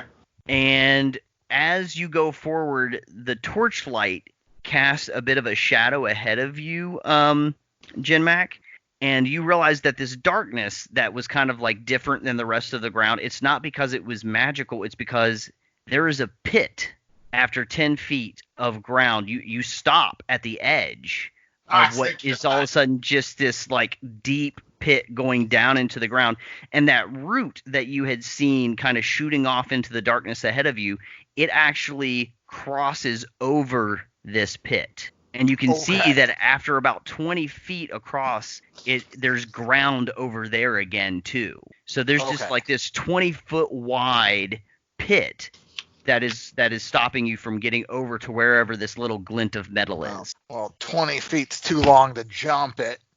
Climb the top of the root and let's walk across. Yeah, how close is this root to us? Can we climb on it? Yeah, so the root is actually like right in front of you. The root itself is probably only like 3 feet wide. So it'd be kind of a tightrope walk to cross over this root, but it does look thick and sturdy, and it makes its way all the way across this pit. Yeah, now 3 feet wide's wide enough to make it if you're careful. I have a dumb idea. Okay, let's not do it. Okay, let's hear it. I love dumb ideas. Try talking to the lady behind the door? Seems like a waste of time. I mean, Just afraid of the Sure. dark again. sure. What? I mean, what does that it can't hurt. What? That is, I was gonna say, that's completely up to you guys. If you want to talk to the lady behind the The door, lady that giggled said no cheating. She doesn't want you talking to her. What are you guys talking about? Just got on the damn route and let's go over. Fine. Yeah. No. All right. Yeah. We're all gonna die. Let's just go. Yeah. Okay, let's The door. You guys got Yeah. that? I'm not putting out my door. if we're not falling. going back and talking to the lady, I'm willing to climb on the root. All right. Well, I put out my torch so I don't have to hold the thing, and I climb up behind the dwarf. So I'm using the dwarf to be able to see where to go, and the fact that it's a 3-foot wide branch. okay. Do So we have rope? Yeah. everybody should have some rope in their gear. So basically, the rope is going to make us fall down into the 10-foot pit and not catch us. Well, if we tie it to the root in It's a a way that it okay. slides along. It's a 20-foot route, a 10-foot pit. Oh, yeah. I did not say how deep the pit was. Yeah, I didn't think so. Oh, how deep's the pit? don't Nobody has tried to look down the pit yet. I'll look down the pit. All right. So you've got your torch, and you look down into the pit, and you see at the bottom of this pit a big pile of bone. Oh, it's safe. No, there's nothing wrong here. Everyone knows that bones mean that it's safe because bones. All right, so there's something in this room with us. All right, Is well, my assumption, right? How deep down is the pit? It looks to be probably about as deep as it is wide across, about a 20-foot drop. all right, I'll do the dumb ergophobe's idea, and we tie ropes to the tree and ourselves. I guess. Yeah. Why not? Okay, so you guys are like each using your own rope. Yeah. I'm tie not a rope around me, and Mm-hmm. I'll tie the end of my rope to James, for example. Then James will take a rope and tie it to himself and Ergophobe. And Ergophobe, I guess, will tie a rope to himself and the tree. Is that how we're doing it?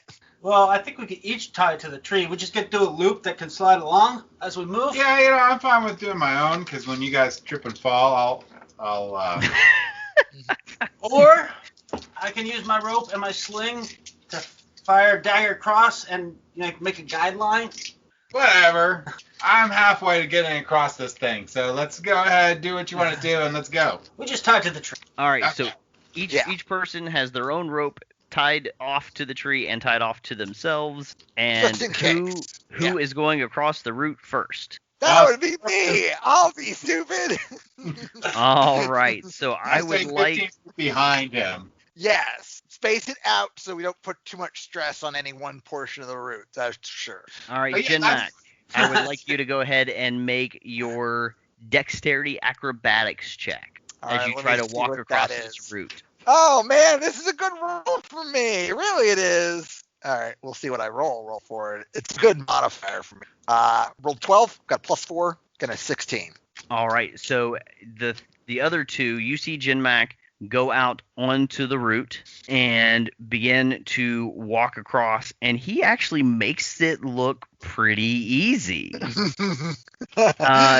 Your little rogue dwarf just shimmies his way across this route, and you are now on the other side of the pit. Ooh.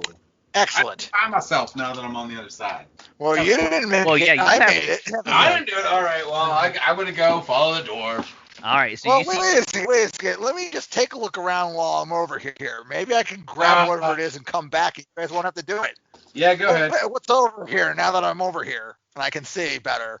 I want So- to prep my sling in case he's getting attacked. Yep. So Jin Mac, you see a larger space over here, but really the only thing of note, and again that catches your eye, is this glint of something on the far wall, probably just another 20, 30 feet farther away from you. But you can see there doesn't seem to be anything else in the way. Okay. All right. Okay, Why don't well- regular folks stay behind? Yeah, I'm gonna meander over there and see what that is. Yeah. Okay. Well, maybe I'll wait then. You Alright. walk up to the wall, and you Okay. see hanging on another one of the roots, kind of like winding its way down the wall, you see a golden key. Uh-huh. Oh, that has Oh, to this be seems wrong important. because golden keys Yeah. are the golden doors. Okay. Yeah, this seems important. All right. I'm just gonna check this area to make sure it's not like trapped before I grab this thing. Just rip it 'Cause, off you know, the branch and throw it to me. It's cold. Yeah, no, we don't rip it off the branch right away. No. This is. Yep, go ahead and Okay. give me. Yeah, give me. What is this again? This is gonna be an Perception, This is gonna be an investigation. Yep. It's not so great. I have a total of 11. Total of 11. All right. You don't see any traps around this area where the Okay. key is hanging. Rip it off. All right. Well, I'm gonna take the key. I'm gonna be this. I'm gonna do the stupid thing. I'm gonna just take the key. All right. You reach out and you pluck this golden key from the root, and nothing happens. All right. I tuck that in one of my many pouches. Mm-hmm. And I just I make my way back across, I guess. You tie your rope to your waist again. Yeah, I mean, unless I had to untie it to get to the key. You would have eventually. Yeah, it would have been too far away. All right. Yeah. We'll loop it back up. Yep. All right. So you loop up your rope again, and go ahead and give me that dexterity acrobatics check yet again. Fine. What happened to my die? It rolled behind my screen. That is 18 apparently. An 18, and you've done it once before. It's definitely going to be easier the second time. You shimmy across the route back to the other side, probably giving it a nice little flourish at the end. I'm like, all right, I got what we came for. Okay. Head back towards the middle, the door, and out the door. Do we want to know what's behind door number 3, or are we just gonna ignore it? Well, let's go to the chamber area and see if anything happens before, I know. Okay. All right. We'll reclaim the ropes before we proceed. We'll put those back, and then we'll walk back into the central chamber. Okay, you walk back into the central chamber, and again, you're surrounded by that ethereal light filling the place. Again, the hairs on the back of your neck begin to stand on end, and you stand before the door with the golden keyhole. Okay. All right. I don't know if you want to go to the door on the right now or just try the golden keyhole and you could die. It's okay. See, me as a player, I'm exceptionally curious. I want to know what's behind door number 3. But the super efficient, professional dwarf would just be like, nope, this'll work. All right, let's go. We'll go with then. I'm fine with this. So that's what we're gonna go with. That's what Okay. we're gonna go with. We're gonna try this golden key on this golden lock. Oh, by the way, the cure to the poison that you're gonna get from opening that door was in the other one. Yeah, no, that's exactly what's going to happen. Don't worry, guys. I'm a dwarf. I have advantage against poison, I think. It's somewhere on my sheet. Yeah, it does. I step 10 feet back again. Don't trust me, huh? I don't blame you. All right, so you go ahead and you do put the key into the keyhole, and when you get it in there, you feel like it begins to make a little bit of headway where your thieves' tools earlier couldn't, but it doesn't quite turn all the way, and it stops. And so you pull it back, and you pull the key out and take a look, and upon closer inspection of the key, you realize it's only half a key. Okay, all right. Why not the dwarf thief get this? A rogue. I mean, All now right. other door. All right. It's been so All long since he's used a key. He just doesn't have Right. Usually I just break a window. I go up the door and just start talking to the witch. So, young lady, wouldn't you mind just open the door? We already got half your keys. I mean, just make it easier if I just open the door for us. Ergophobe, you're speaking to the lady on the other side of the door? Oh Yeah. boy, now I back away another 10 feet. I'm back away, heading towards the other door. Okay, give me a quick second here. Find a young child. My voice keeps changing. I don't know why.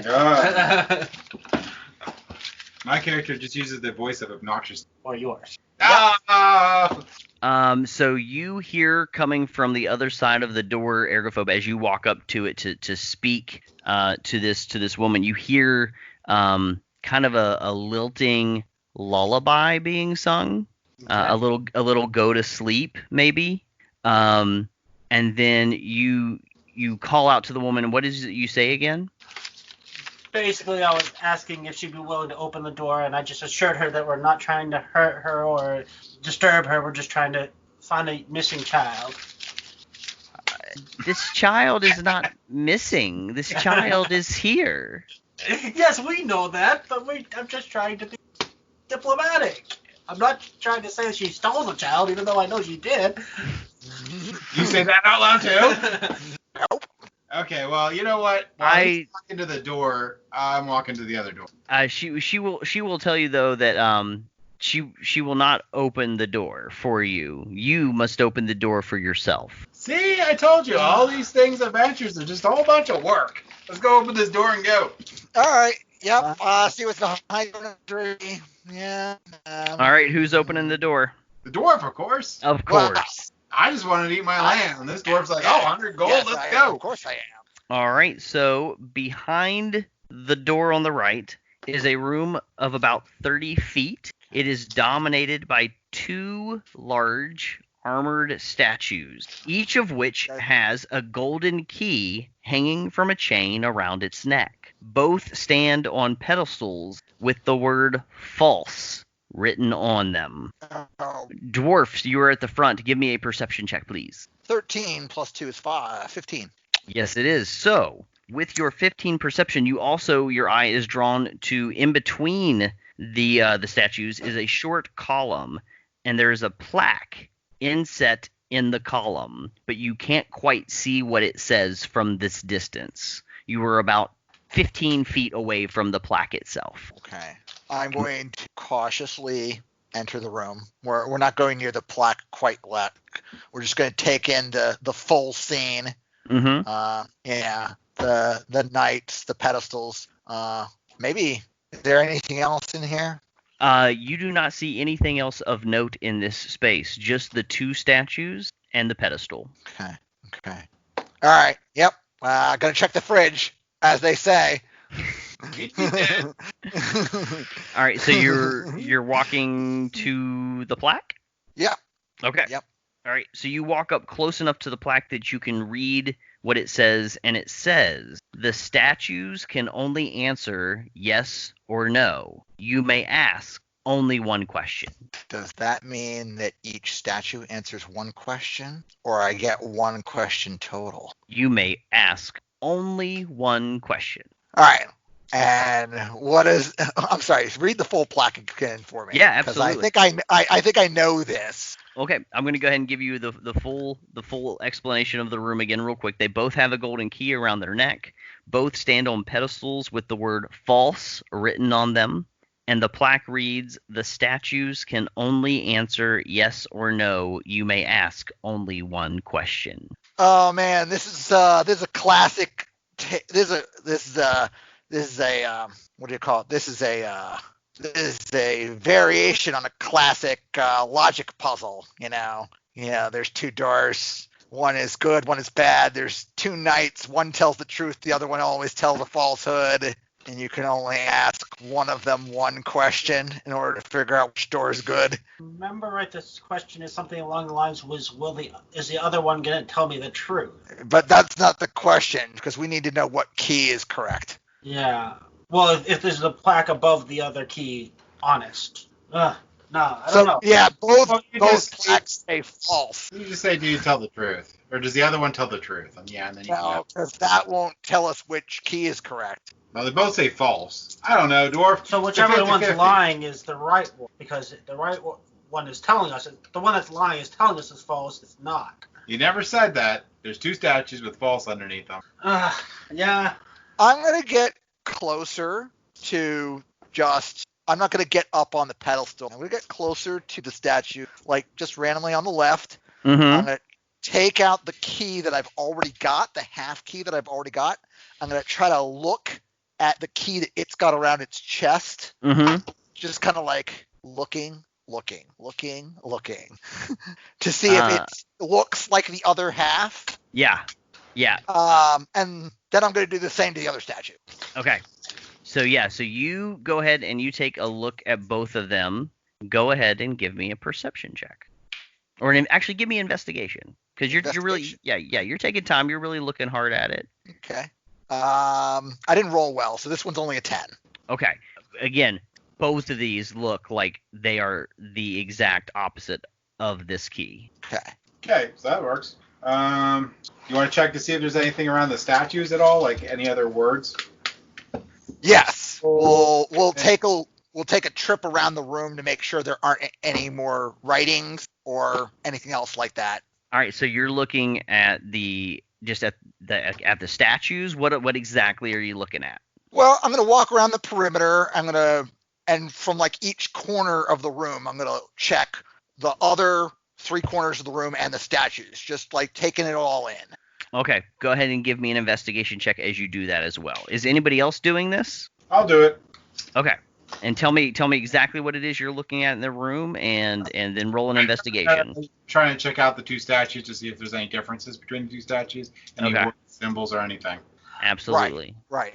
See if there's any other script buried on like any of the walls or any of the statues. I want to look at the statues particularly to look to see if they look like they ever moved.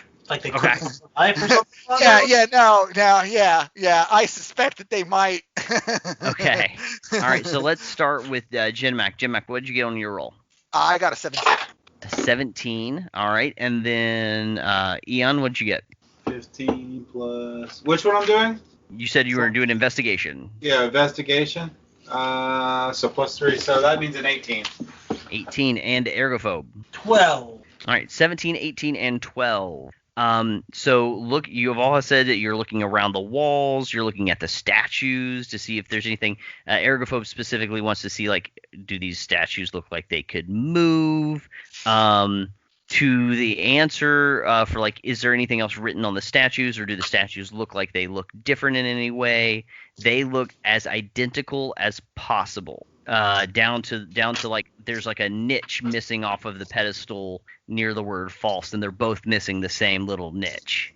That they look absolutely identical. Ergophobe, you don't believe these statues have ever moved a day in their life. Since they were made, they have been standing here at attention with the word false underneath them, and that is all. And you see, so around the statues, around the walls, everything is the same as previously stated. Okay. All right. I motion the other two people to just step out of the room for a minute. I bet they both lie. Because I don't want to start asking them questions and the room mistake the question for the one that I can ask. Oh, yeah. It's understandable. All right. So we just step outside the door for a minute to have a little huddle, I guess, right? So both plaques say false. Both keys could be false. Both be telling us a lie when we ask them a question. I think that might be both telling us a lie when they ask the question. I mean, we get one question, we get one answer, and both plaques are false. So I think we get a lie to the answer of our question. Either that or the real key isn't one of the ones on the knights, but I don't think that's the case because I didn't see any hidden compartment or anything weird like that. Do you have the real key? And one is going to say yes, and one's going to say no, and the one that says no, we take the key off of. I don't think that's the way it works. I think we get one answer. Like, we ask them, does That the works one too. on the left have the real key? We get a yes or no. I don't know. And we assume it's a lie. And we assume it's a lie. Could work. Or, if you guys are up for it, you both try to grab the keys simultaneous, and I stay back and watch. One of you will probably die, then the other two of us will go. All right, you know what? Let's let the dwarf and human handle this. All right, dwarf, let's go. Okay. Are we asking them the one question that I suggested, or are we doing something else crazy? Nope. Okay. All right. We step back into the room. I am to eat. Prepare. It's getting late. You've made your plan. The lamb's already cold. Just give it up. I only ate half of yours. All right. I sigh because I hate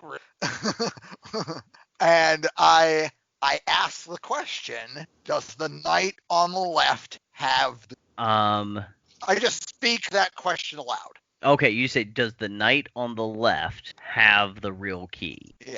Okay. I gestured. It's the one on my left looking at them right now with them facing. Right. They both say yes. Okay. So we're going to assume that they're lying to us. So then you have to take the one on the right then. Okay. I'm going to, oh man, this feels terrible. I'm going to climb up onto the pedestal of the knight on the right. Okay. He'd be dead. Yep. Yeah. And I'm going to try to grab the key. I prepare my sling just in case. All right. So yes. So you climb the pedestal on the right, and you reach up and you go to remove the chain from around the neck of the knight that has the key, and you hear a creak, and both statues come to life. Oh man! Drawing the swords from their sheaths. Roll initiative. Oh man, this is not good. You picked the wrong key, dwarf. 16.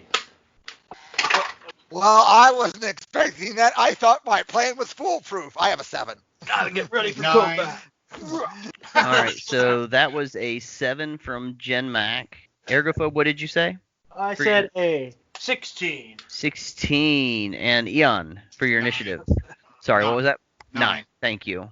All right. And they, again, I'm terrible with my rolls tonight, have rolled last in the initiative order. So, Ergophobe, you were like, even though the statues, you were like, they don't look like they've ever moved before, but I bet they can, because you're the only one looking for that. You notice them start to move first before anybody else does. What would you like to do? I don't think this will work, but None of your mind-affecting stuff is going to work on constructs. Yeah. well, they seem to speak to understand common. So Yeah. This is a horrible idea. All right, after he epically fails, I'm going to firebolt them in the face. Should I try command? You got to move fast. It's your turn. Yeah, You're I'll doing do command, seconds. and I'll command one of the knights to throw his sword as far away. All right. So you speak a one-word command. So what is the one word? Throw. That's not a good idea. I did not think that through. Well, you did it. So that's what happens. All right. Let's see here. The target must succeed on a wisdom saving throw. What is your spell save DC? It is 13. Yeah, 13. 13. Throw a sword through your heart. All right. It's wisdom. Oh, yeah. Terrible wisdom. It completely fails its save. So that means that the spell does take effect. Let's see here. Some typical commands you might issue. Huh. Follow the command the spell ends. The target must succeed on the All right, yeah. So you said throw. So the creature, the statue, lifts its sword and launches its sword directly at you. Okay. Yeah. And it rolls a natural 1. So Nice. it throws the sword, and the sword like barely goes anywhere. It falls, hits the ground, and skids to a stop next to the door. It is now unarmed. All right, so that was your action, Ergophobe. Do you want to move at all? Because you do have movement, or if you have something that's a bonus action, you could do that as well. How far is the sword behind me? The sword right now, I'm going to say the sword's like just to the right next to your foot. He pretty much threw the sword and it just like skidded to a stop next to your foot. Dude, pick that up. Yeah. Yeah, I'll pick it up. All right, so you pick up a long sword. A stone long. A stone longsword? I'm assuming. Yeah, it's a statue, so it is a stone longsword. Yeah, I'm sure that's gonna work out great for you. I mean, it's fine. It's other stone. All right, Ian. Is the Your action. armed one near the dwarf, or the unarmed one? Oh, that's a good question. Which one did you? I didn't even ask. Which one did you try to command? It makes it.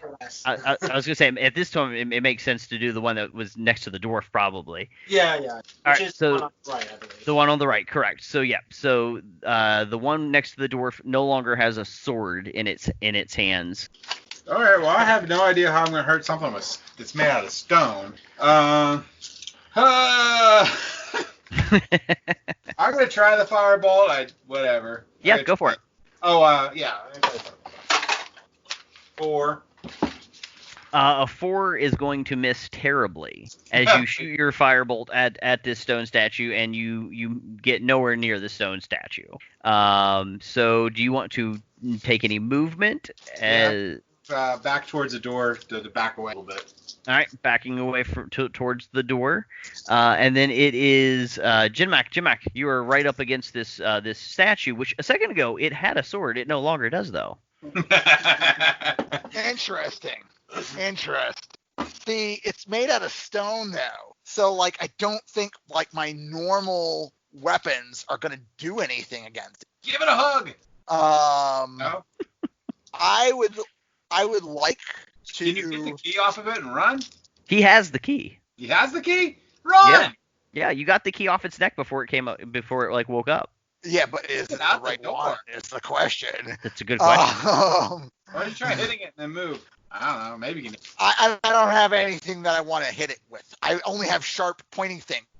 Pointing is not going to work against solid stone statue. Well, that's blocked by the word false. Maybe you can stab your dagger in it. Your rule, can't you disengage then, arm? Yeah, I don't think I even have to disengage. It's unarmed. Oh, it will take a swing at you with its fists. You're like, you can't do anything?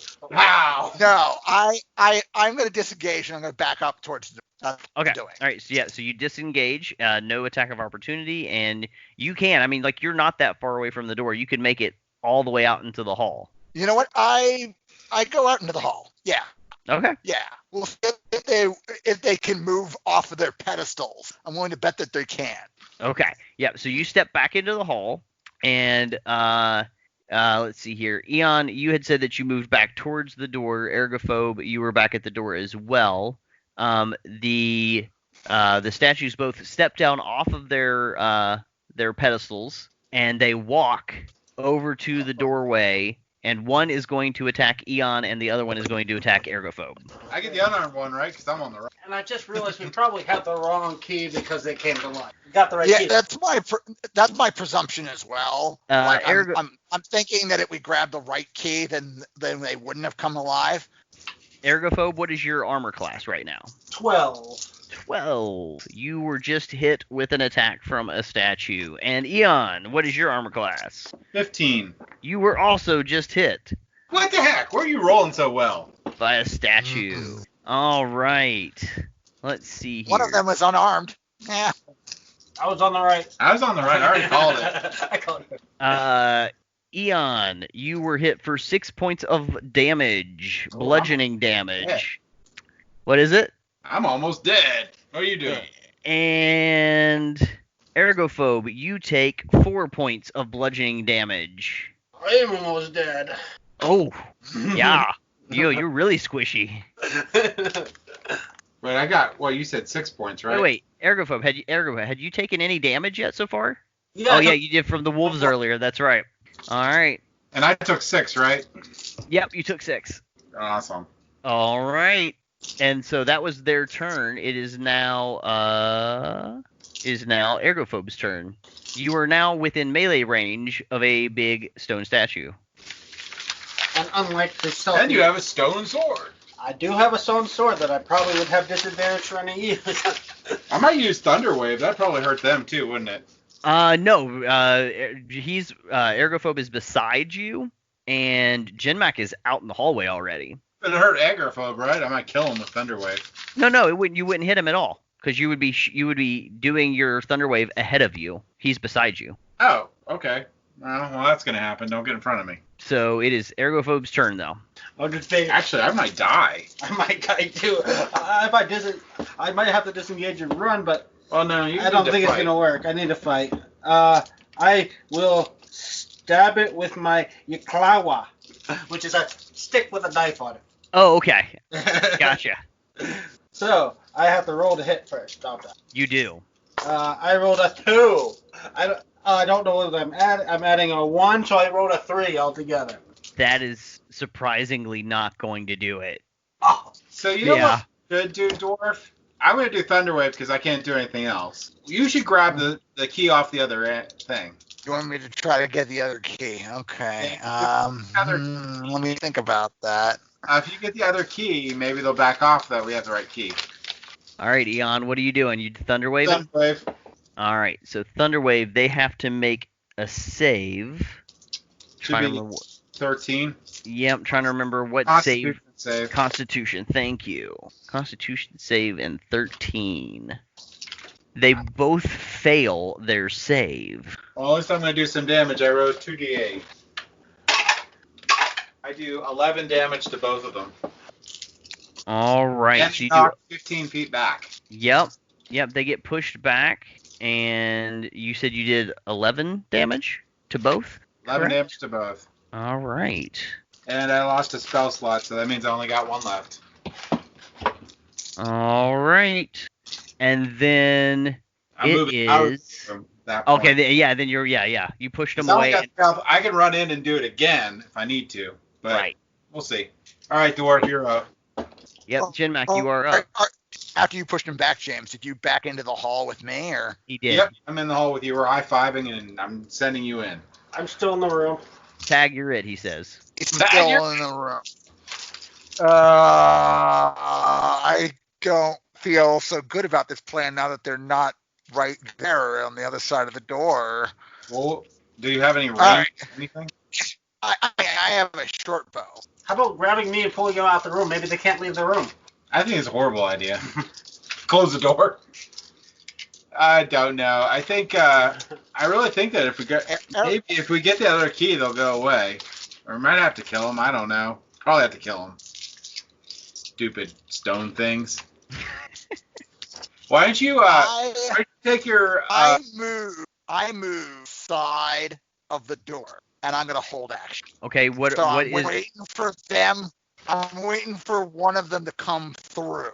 I'm hoping that one of them will come through after James or me. Okay, so if one of them comes through, what is the action that you wish to then do? attack. I don't know. Yeah, I'm gonna hit it. Okay, you're gonna do your attack and like offhand attack. I mean, unless you guys think like That's all going we at got. it with my, that's all I got. Unless you guys think going The at only it with thing my else I got hammer, is I've got a hammer. Would do any better? So Maybe the hammer would be better against them. I don't the know. other thing too is if you run in there and shoot or something, that buys the next round, I can run in there and do the shockwave again. Then I'm out of spell slots, and you're on your own. All right, so so it sounds like Jinmac is stepping to the side of the door and holding action to attack the statues if they come through the door. Okay. Yeah. All right. It is then the statue's turn. Both of them were pushed back quite a ways. Ergophobe is still in the room. One of them will come up to Ergophobe and take a swing at him. The other one will step through the door. The one stepping through the door steps through a moment before the other one is about to hit Ergophobe. Is this the one with the sword? The one. Yeah, which one is which? The one with the sword has stepped through the door looking for someone to attack. The one without the sword steps up to Ergophobe. The one steps through the door just a second before the other one attacks Ergophobe. So at that point, then, Jinmac, your held action happens first. So go ahead and make your attack. All right. No, we're going after it with the pointy things, even though the pointy things will probably just chip. Go for it. The short sword will not do anything because that's a mere 7. The dagger nat 20s. All right, so you get that double your die on that, so 2d4. 4 on the dagger. I rolled a 3 and a 1. All right, so so that happens, and you do some damage to it. The other one will now make its attack against Ergophobe. How much health do these people have? They're made out of stone, James. It's called hardness. Ergophobe. Yes. You have just been bludgeoned. Yes. My 4 damage from my dagger probably net did 0 because they're made out of stone. Ergophobe, you have been bludgeoned now for 3 points of damage. He'd be down. He's 0. Ergophobe falls prone to the ground. It would have been his turn, but now it's Ian's turn. Ian, the one statue has just been attacked by Jinmac right in front of you. You see he definitely does still, chip away a bit at the statue with his dagger. And you hear a large thump from inside the room and kind of a gargling sound as Ergophobe hits the ground. All right, I'm going to use Shockwave to knock the one in the doorway out of the way. Okay, Shockwave. What's Shockwave going to do for you there? Thunderwave. Oh, Thunderwave again. All right, yep, Thunderwave. So it has to make a Constitution saving throw. This will only hit the one in the hallway with you right now. I don't have much choice, but yeah. Yep. So it makes its Constitution saving throw, and your number again is 13? 13, yep. Oof, it fails. Yay! So it's going to take all the damage. I hope it's a lot. I rolled 2 8s, so 16 damage. Whoa, Holy. 16 damage. The Thunderwave blasts forth from Ian and shatters this stone statue as its bits fall to the ground. And as this one falls to the ground, you hear the same kind of sound happening on the inside of the room. Awesome. Oh, so you disrupted one, you disrupt both. Okay, cool. Should I have made a death saving throw on my turn? It is now. Yep, it was your turn. You should have definitely made that throw. I rolled an 11. All right, so that is 1 success. You need to get 3 successes before you get 3 failures, or you're permadead. Okay. All right. So at that point, though, the initiative is over because both of the creatures have fallen to the ground. What do I got? And now it is up to Jinmac and Ian. Yeah, what's the relevant skill or proficiency to make sure that he doesn't bleed out? Okay. I thought you use medical on him. So you would have to do a medicine check. James, how's your skill on that? 0. So's mine. Trust me, I'm the top. Oh boy. Well, I'm the best. Trust us. I'm going to try, because he's going to die. Is that okay? Go for it. Yeah. Go for it. Trust your roll's better than mine. Good. Okay, sorry. 14. What did you get? 14. 14. So with your 14, you are pretty sure you have been able to stabilize your friend so that he's not going to bleed out on the ground here. He is still unconscious, though. All right. Okay. What do we think you should do? Should we drag him to the main hall? Well, he could stay there for a minute or two. Let me just take a look around. I try to find the other golden key, the one that I didn't pick up earlier. Yeah, go ahead. Yeah, you see it. It's right there in the rubble of the other statue. All right. I grab that. So now I've got all three. All right. So yep. So you pick up. I try to keep those two, the two recent ones, like separate, so that I know that this is the first one I grabbed and that was the second one I grabbed. Oh yeah, just absolutely, for no my problem. reference. Yeah. Yep. So you keep them separate, and then what else are you guys doing? You're not in initiative. You can do what you want to do. Can I try to work on him a little bit more? You're pretty sure that at this point you've done everything that you can do to stabilize your friend. He is going to need to see somebody probably back in the village or the town to see if they could heal him more. Let's move them out to the hallway just in case these statues reset. Well, the statues are rubble. Yeah, but they're magic statues. All right. Ian's like, come on. Okay. They're magic. If Come out of the creepy room. if we think it's safe to move him, I'm agreeing to move him. We're gonna have to move him back to the town. Yeah, that's All right. That's true. Eventually, we'll go back into the hallway with the. All right. So you go back into the hallway with 3 doors. Okay. Ugh. It's been a rough adventure, guys. Yeah, no, it has. I'm just gonna play with the keys for a second, I think. Okay, so you're messing around with the keys, trying to fit them all together. Yep, I've got key A and then or key 1 and then key 2, A and B. So all right, we'll try A first and see if those go together. Yep, you take 2A and you try to line it up together, and it just doesn't quite fit together. Now 2A was the one that I pulled off the statue, right? Yep, that came off the first statue, I guess. All right, so we'll just try 2B, I guess. All right, you try 2B, and frustratingly, it doesn't seem to fit either. Okay. I try 2A with 2B. 2A and 2B definitely don't fit together. They're like pretty identical. Okay. All right. Ha! So you know what? That witch is pretty good with that child, you know. So at this point, I'm going to have Jinmac give me a history check as you think back into your recent past. He was abducted too. Okay. I was abducted too. I have a 13 plus 2 for 15. A 15. You are thinking so hard right now about where could you have possibly gone wrong in your search. What could you have missed anything? And then you think the one thing you did not investigate right before you went to take the ring or the key, you didn't look at that middle pedestal again. You only looked at the statues and the surrounding wall. Oh, look at the pedestal.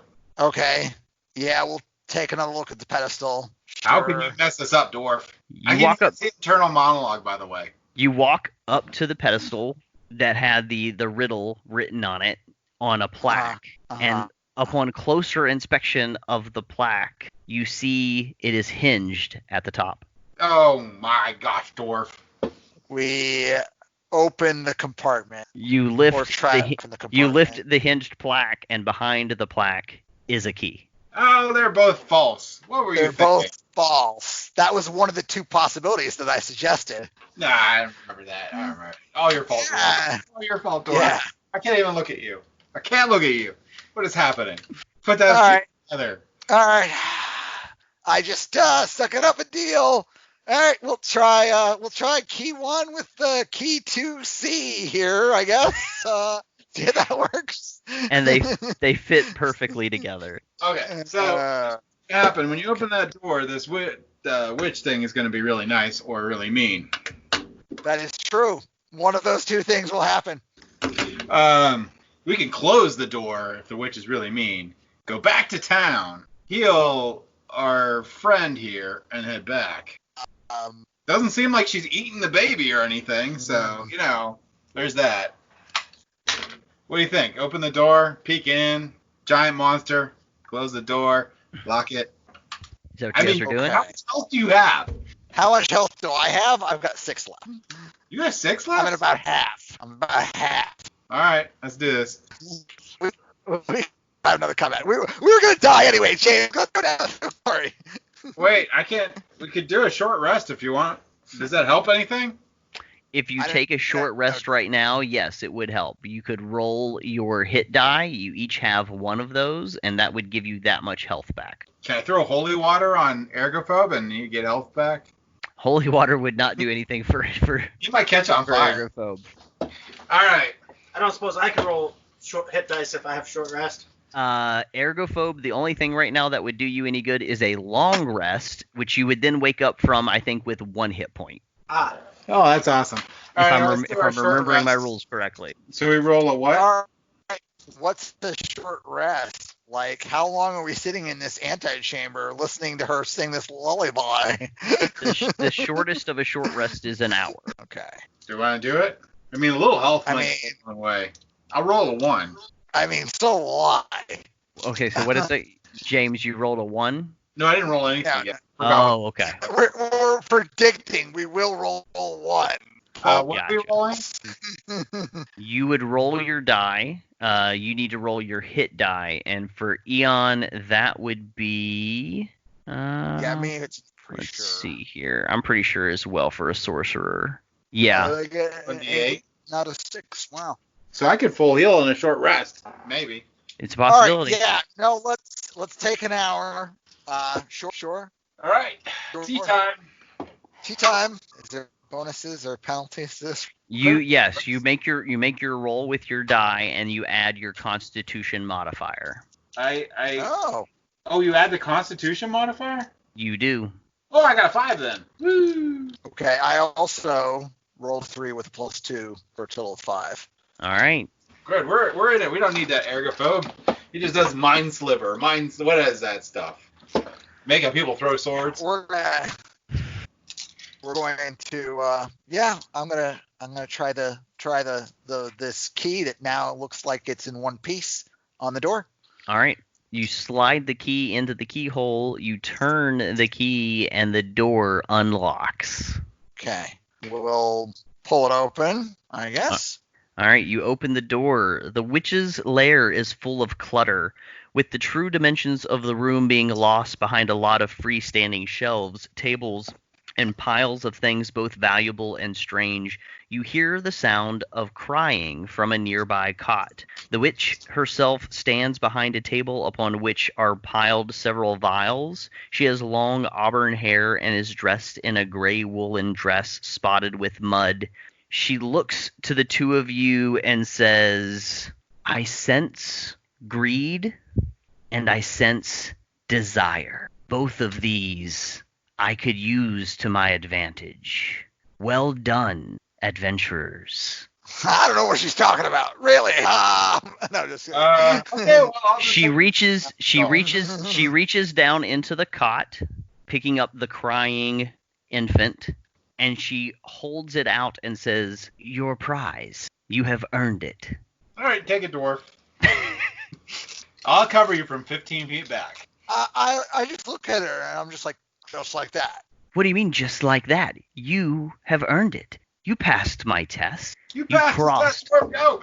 You crossed the route without any issue. If you had fallen in, you would have found my skeletons to be quite nasty. You have also bested my statues, even though not quite in the easiest possible way.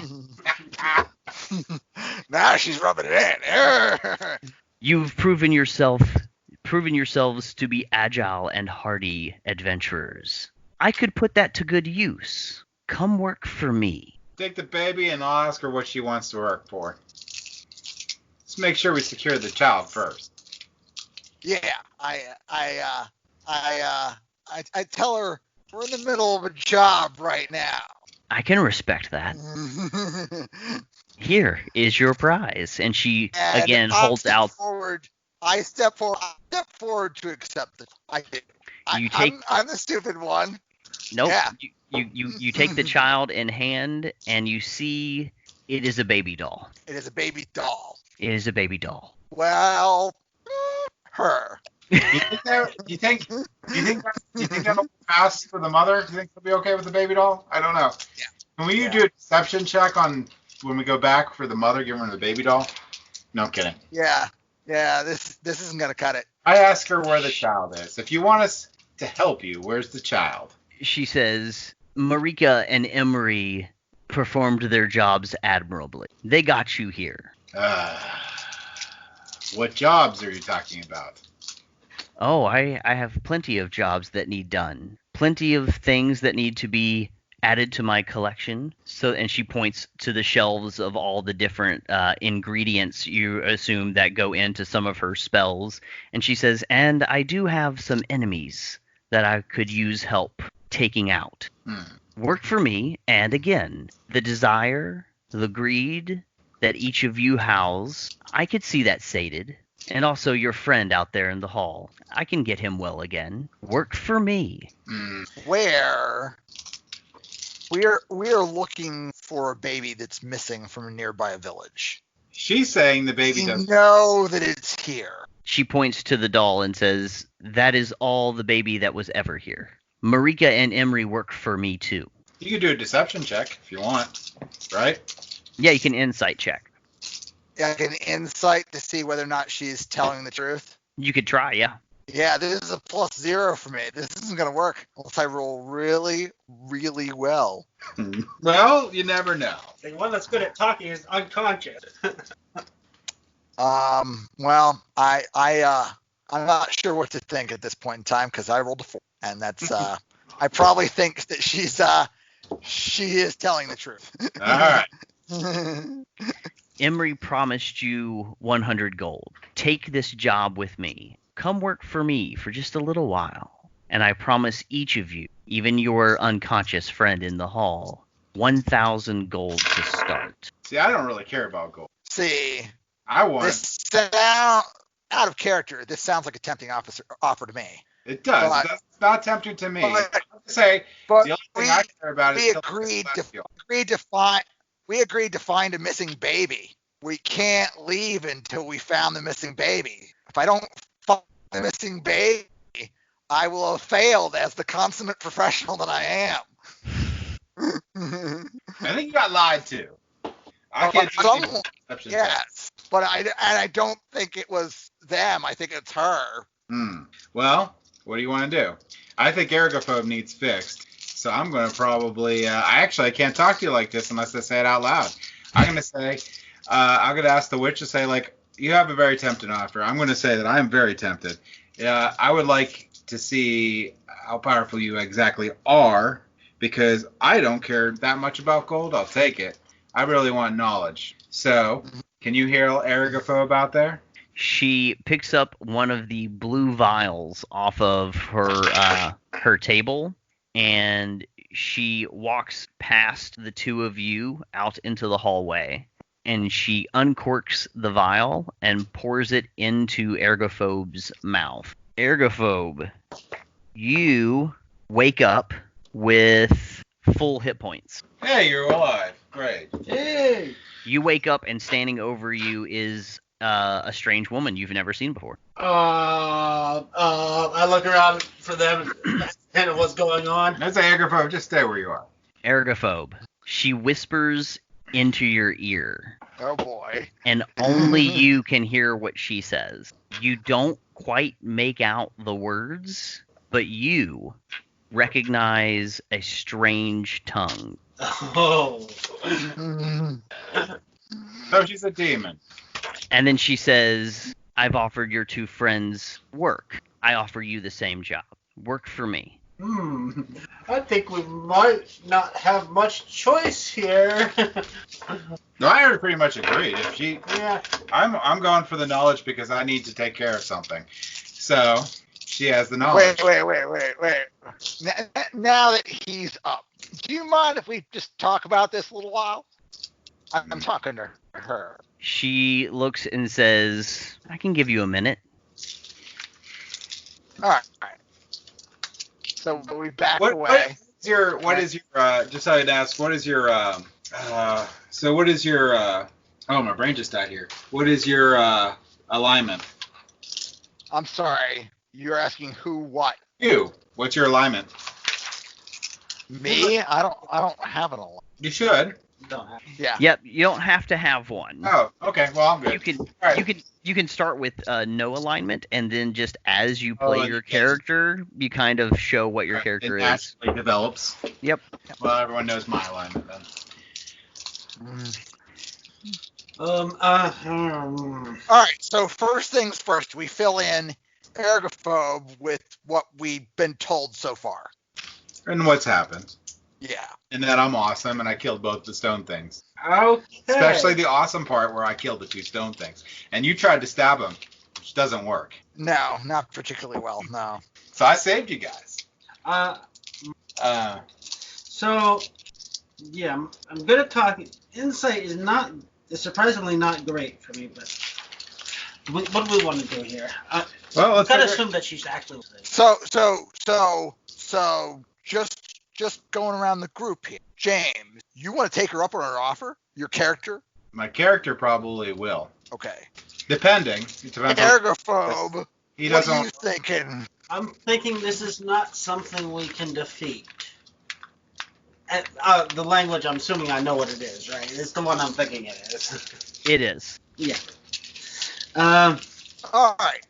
So I don't think we have a choice. for me, if Ergophobe says we can't beat it, and you want to, I'm on Plan Bail. This mission that we have accepted to recover the child is a failure. We need to ditch this popsicle stand. That's popsicle. Cut all ties. Start somewhere else. I don't know that you're going to be able to leave. Yeah, I don't think so either. I think it's just best seeing what her job is. And then we can decide from there. Okay. She's obviously not the most mobile. So I nod to both these young gentlemen, and I try to walk out. You go to leave. Yeah. Okay. You are not stopped. Okay. he's not stopped. Nope. I ask her what her job is. And that you will find out on your next adventure.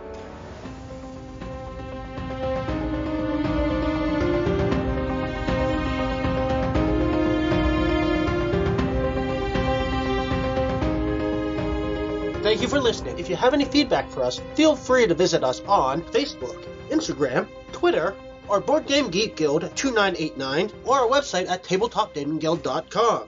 And don't forget to like, follow, and or subscribe. Tabletop Gaming Guild is a product of Tabletop Gaming Guild, LLC. All rights reserved.